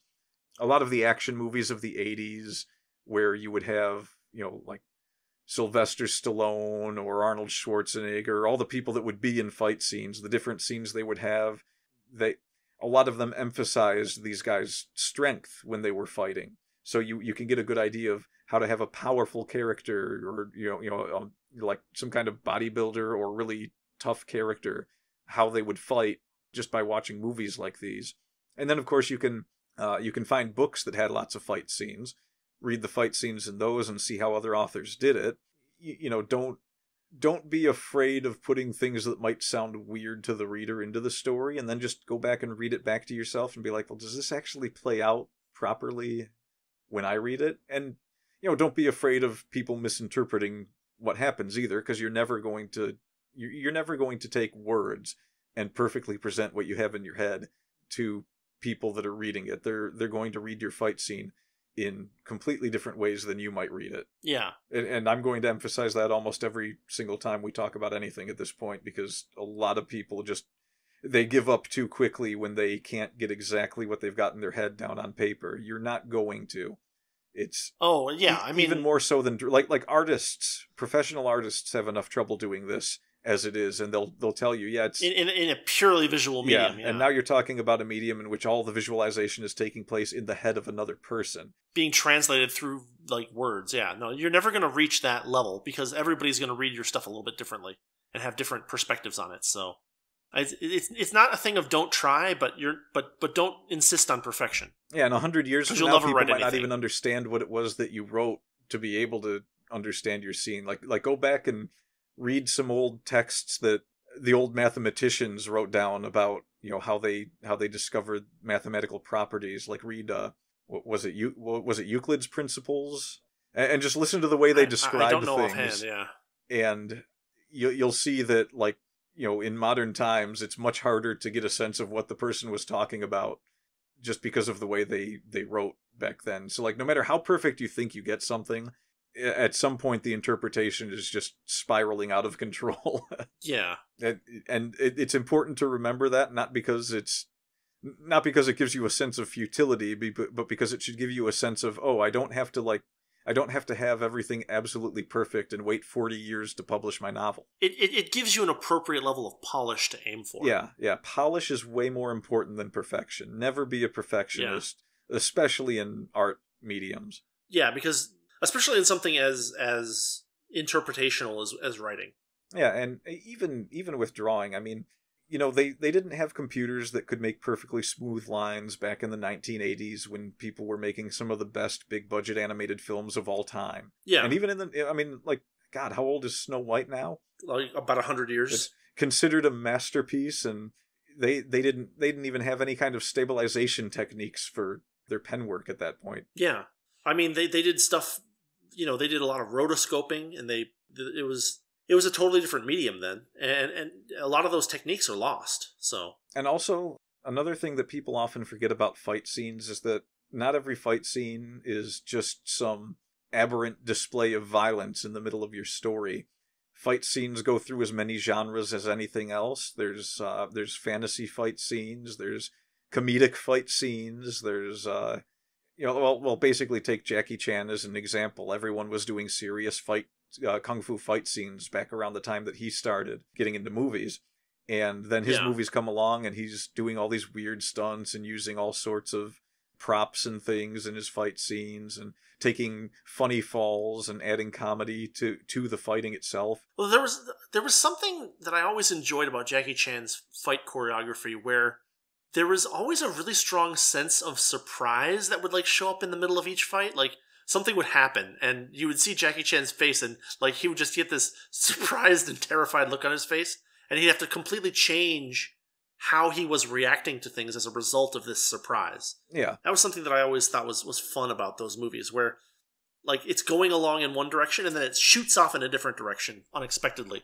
And both you and the characters have to react to that change. Yeah, make sure that you're not just describing someone swinging a fist into someone's face, unless that is the extent that you want to use, and you want to just get past that and move on to the next part of the story. If you're going for a full fight scene, a fight scene is more than a description of the action that is taking place. Well, that's another reason that I was talking about focus earlier, is because by you as the author get to choose where the focus of the perspective is, and by doing so, you can direct the reader to what's important. That was my point. Yeah, and I'm really trying to think of an example that isn't from one of my own stories. Should we spend another 2 minutes talking about my stupid good guy story again? Do it. All right. The opening fight scene. I mean, really, it's the opening scene. Yeah. I have never wanted to just write I don't even want to call it formulaic, because a formulaic fight scene is still better than just a description of violence happening.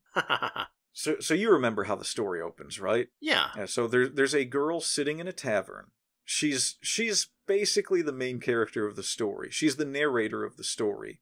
And you're getting a first-person perspective of her sitting in this bar. She's absolutely terrified of these two creatures that are sitting in the bar with the other people that are there. Everyone in the bar knows that they're vampires. Everyone in the bar is afraid of them. And because they're vampires. Yes, and the way that I presented it when I opened was that, people are pretty much too afraid to know what they should do. Like, they don't know when it's safe to enter the bar or leave the bar. They don't know if, they're not eating meat anymore, because the way I described it was, they know that that's what they are at this point, and so meat bothers everyone in the town too much to even eat. Yeah. And they live under these vampires that have taken over their village, and occasionally just take someone away to feed on, and there's nothing that anyone can do about it. So they're just stuck with this. And this girl is sitting in this bar when someone comes into the saloon. So we've established her fear. We've established that these creatures are something that everyone in this village is afraid of, and we've established that it keeps everyone on eggshells, walking on eggshells. Yeah. So a man enters, goes up to the bar, and loudly orders a drink. And this is practically blasphemy as far as this girl is concerned. She's watching a man be boisterous and loud and order alcohol. She's watching the bartender, who is sweating profusely because this man is being too loud in his bar, but there's nothing he can do about it because anyone raising a fuss or even like asking other people to calm down might draw the attention of vampires, and they might decide that they're the next meal. Right. So these vampires do eventually stand up, an action that freaks everyone in the bar out. And this girl is watching this, knowing that the man that just walked in is doomed because he's being too loud, he's being too obnoxious, and he doesn't even seem to be aware that there's vampires in the bar. He's new. He's not a member of the town. Yeah, he's not in the know. And this is already surprising enough because visitors don't really come to this town. These vampires surround him and start striking up a conversation with him. Obviously, they think that he isn't aware that they're vampires. And they're talking about the drinks that he's ordering. And they're starting to imply that, hey, they should go outside for a drink and, all these other things. And this man turns to them and says, "You can't even drink in my league. Why are you bothering me?" Or, something along those lines. I don't memorize every word in my stories. Sure. The vampires, they're kind of laughing about this, and, they're talking about, how, they really do understand their drinks. They know exactly, the kind of drinks they like. And then one of them is about to speak and can't. And this is what this girl is seeing. She's seeing that a vampire was talking to a man in one moment, and then in the next moment, words were not coming out of his mouth. And her head has to wrap around because her head has to wrap around what had happened, because her brain is catching up to the event that took place. She's looking at this vampire who was talking and realizing that it's much harder for him to talk because he's missing his lower jaw. And at this point, she realizes that the lower jaw is in the hand of the man that they'd been talking to.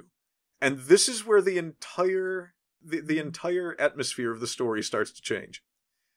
So now this girl is describing this violence that unfolds when these vampires attack this man after they ripped one of their jaws off.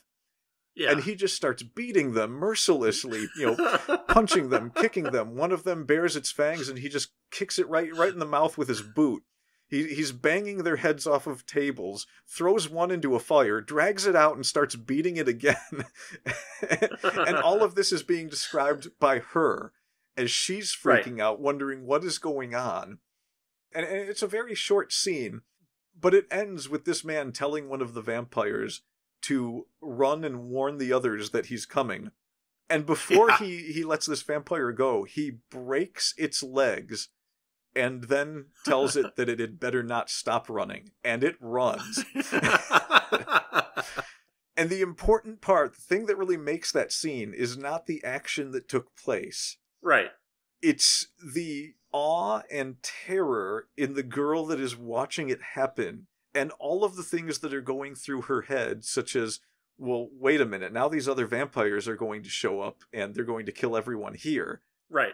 And, she knows that this is what everyone else in the bar... Like he's now doomed us all, basically. Yeah, and she knows that everyone else in the bar is thinking the same thing, but she also knows that there is nobody in this bar, after seeing what they have seen, that is going to say a word to him about it. Right. And her entire... And she can't. Yeah, she can't. She's it's revealed shortly later on that she's a mute. And actually, I left the names of the characters out because I don't introduce either of their names. To protect their privacy. Well, yeah, to protect their privacy. No, I didn't introduce the names of either of those characters for some time in the story, because later on in that same chapter, so the guy that walked into the bar, his name is Ray Peril. And she doesn't know this for the entirety of the first chapter. When he leaves the bar, she gets up to follow after him because her entire world has been shattered. And she's like, well, I'm dead anyway. I want to go. I'm going to follow this guy and see what's happening. I mean, I'm probably safer with him than anyone else. Well, yeah, exactly. And she's a mute, so she can't really communicate with him. She has no way to talk to him, but she follows him out of the bar. She tries to indicate to him that there's a ton of vampires and that they're kind of screwed. And they wander off to a cemetery. There's another encounter. There's a couple more encounters. And then finally they they get to a point at which they walk into a mansion where these vampires are hiding, and he meets one of the higher up vampires in the hierarchy there, and tells the vampire, "I am Ray Peril." At which point she's like, "Oh, well, at least I have a name for him now." And the whole time she's referring to him as a stranger, or a hero, or a knight, or a monster. And all of the above. Yeah, all of the above. And then, after he introduces himself, he indicates her and says, "And this is Silence." And she's like, "Oh, okay, I guess he's just going to give me a name now." My real, you're hearing the thoughts in her head, but she can't actually communicate with anyone else. She's only communicating with the reader. And she says, "My actual name is Tammy Nitbar, but I guess we're just going to have to go with Silence." And this becomes a running gag in the story that nobody knows her name, and they keep tacking on like extra nicknames to her name. Yeah. She gets a title like in Dwarf Fortress. Yeah.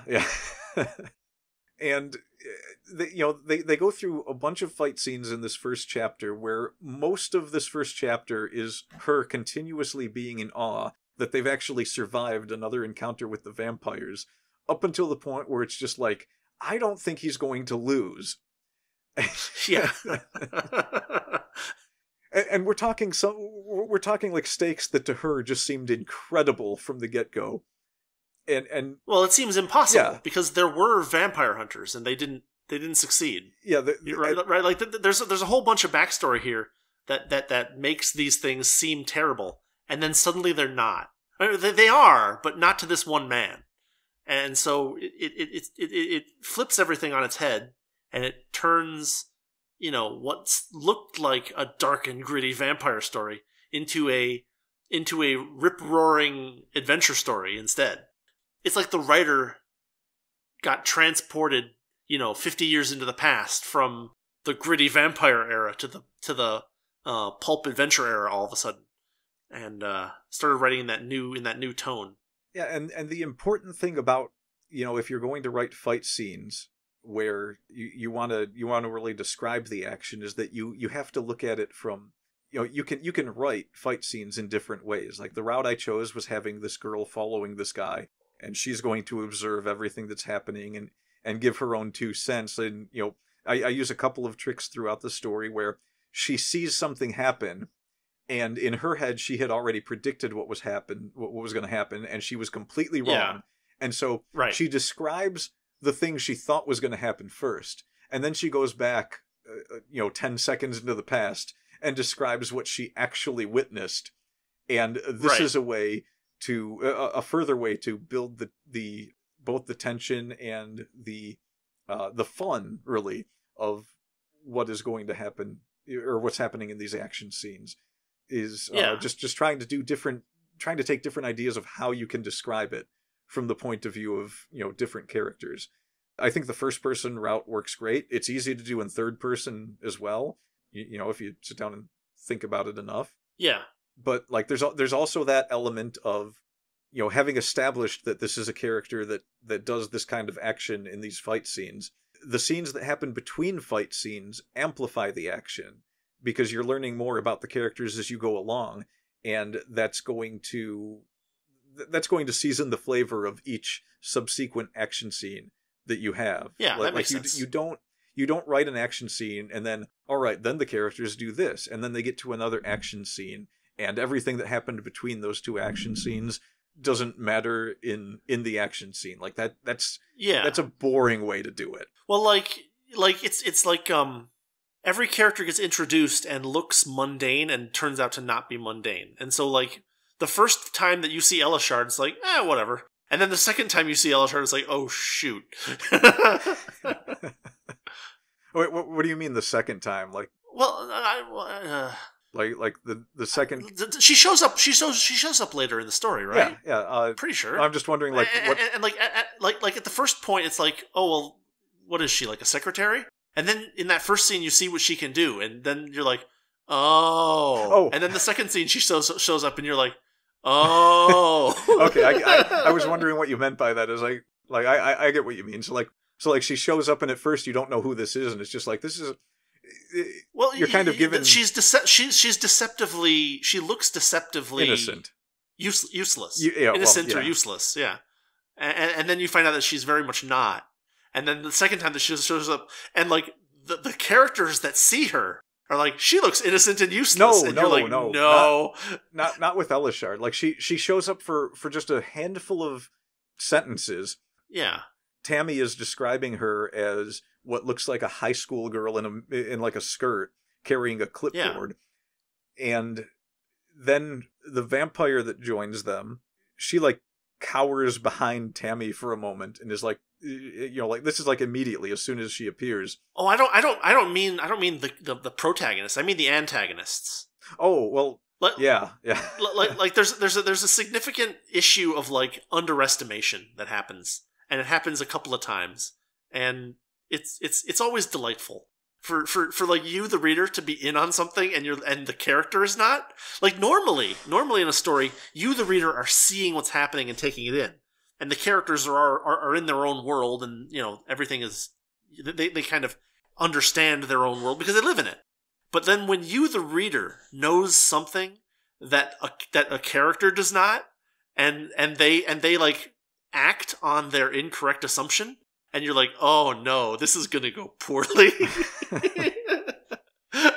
Yeah, there is a significant amount of that.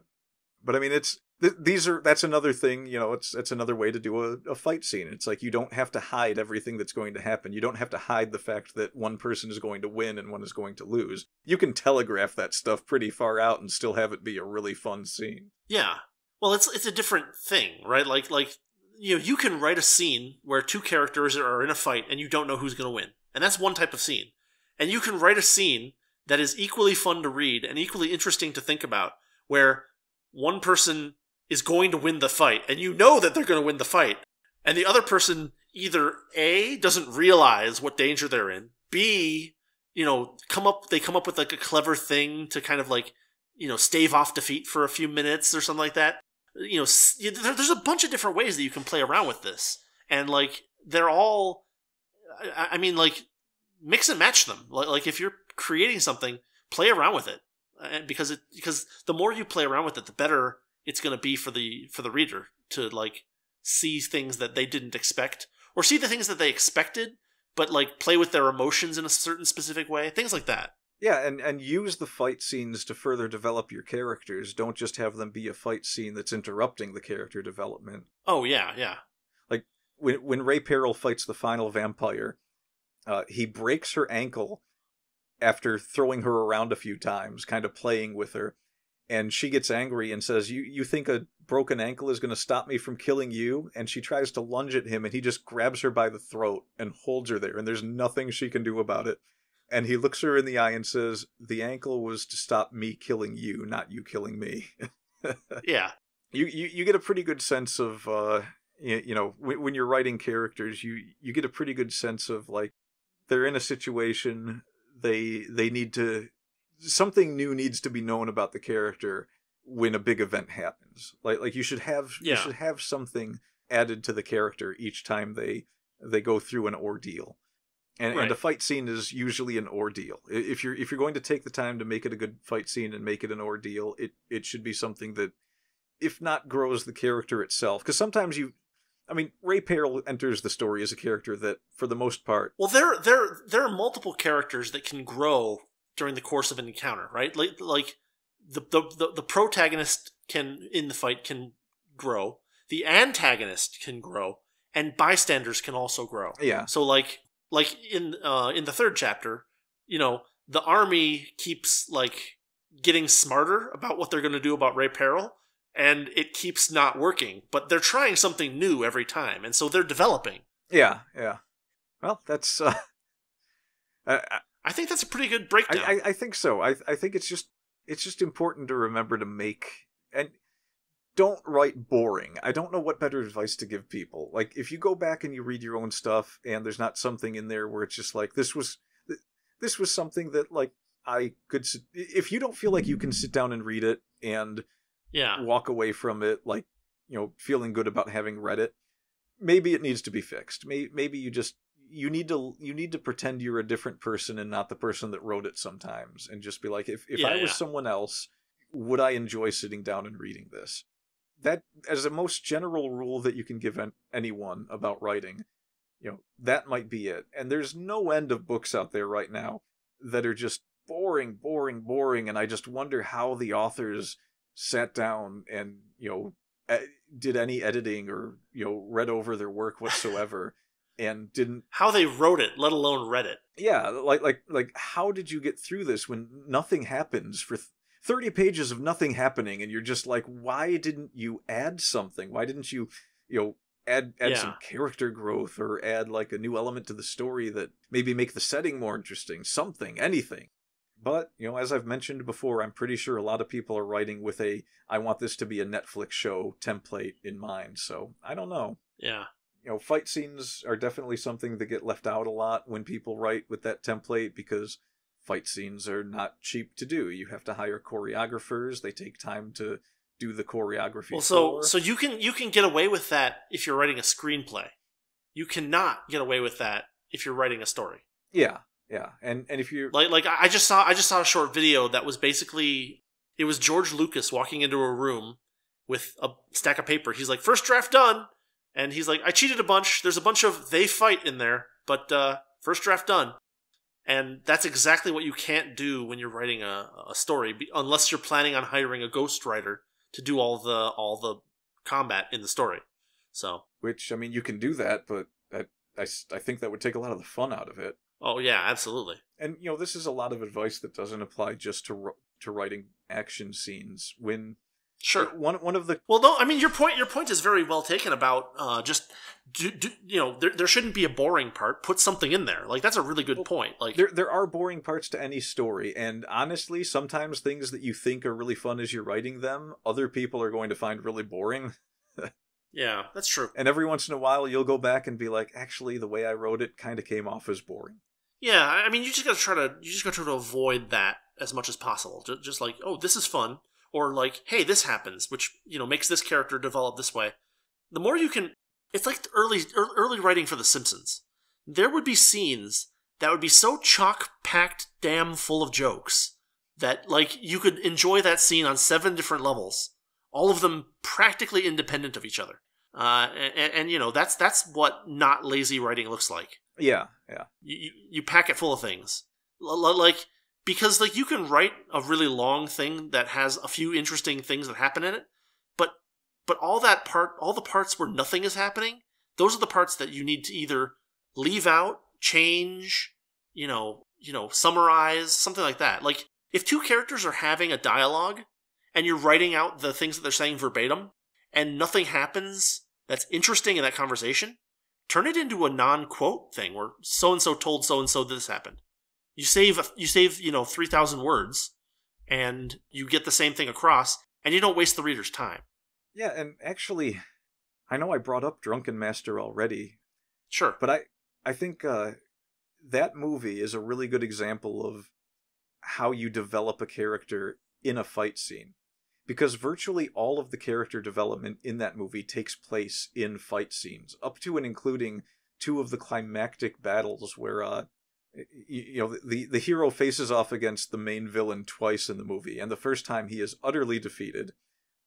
So this movie has a bit of a flow where he's the son of a famous martial arts master, and he's always getting into trouble, so the father sends him off to be trained by this other master that's going to, really discipline him. And he doesn't like the training, so he decides to skip out on it and run off. And as he's like wandering off and, doing his own thing, he meets the villain of the show. And they have a fight, and he loses pretty badly, and this kind of makes him realize that, oh, I'm not all I'm cracked up to be, and frankly, I don't like the shame that I felt from losing this.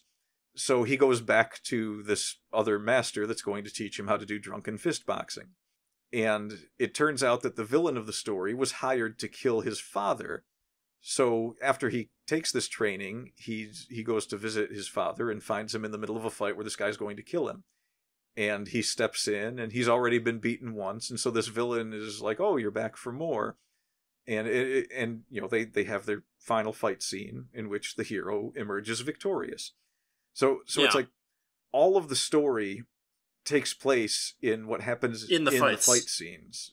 Even the early fight scenes where he's learning with this other master, and they fight someone else, and he ends up being the reason why his master loses to this other person. And so, he's really angry with him, and just everything that happens with the way the character goes from being kind of a delinquent to taking responsibility for things. All of that happens in the space of them having several different fights where he realizes that, he needs to get good. Yeah. But I would definitely, there's a lot of that in Kung Fu movies because they like to put a lot of fight scenes in those movies. So if you Sure. want to see good examples of character development through the action scenes, go watch yourself some old Jackie Chan or something. They do a good job of it. The Bruce Lee movies had a lot of that. Yeah. It's that whole older period of martial arts movies. They didn't do all of the character development and then have the characters fight like a lot of. That's kind of a Western thing. You see that a lot more. Yeah. But even Western movies have a lot of scenes where, like, Western movies are pretty big on the scene where in the final fight the hero comes to a realization, and that's why he ends up being victorious. Mm-hmm, mm-hmm. And then it's just a matter of making the fights fun to watch or read. As it is. Oh, I think, is this our longest one yet? We did 2 hours and 22 minutes. It was a good one, yeah. No, I mean, we covered a lot of ground. Which is good. This is a long episode. Deal with it. All right, well. All right. That's another adventure Episode of the 10 Wordy Pair. Of the Wordy Pair podcast. Any final thoughts? Yeah, let's watch some Kung Fu movies sometime. Absolutely. I recently rewatched Shaolin Soccer, which I haven't seen in a while. Fantastic movie. And what was the other one? The Kung Fu Hustle? Yeah, Kung Fu Hustle is another one that I've watched recently. That those also have a lot of character development in the fights. So that's a worthy example to make. Stephen Chow does an incredible job of developing characters in both of those movies. In Indeed. Or out of the fights. He does a great job. Yeah, very true. But we'll talk about those some other time. All right. Thanks for listening, everybody. I'm Rudy. And I'm Justin. And we are out. Thanks for listening to the Wordy Pair Podcast. Our passion is all things writing, world building, and getting into the weird and wonderful world of fiction. We hope you enjoyed our unique takes. If you did, make sure to like, rate, review, and subscribe to get your weekly dose of writing weirdness. We'll be back soon, but in the meantime, hit us up on Twitter. For Rudy, it's @Rudolph_Cone. And for Justin, @Ninja Mouse Chew. See you next time on the Wordy Pair Podcast.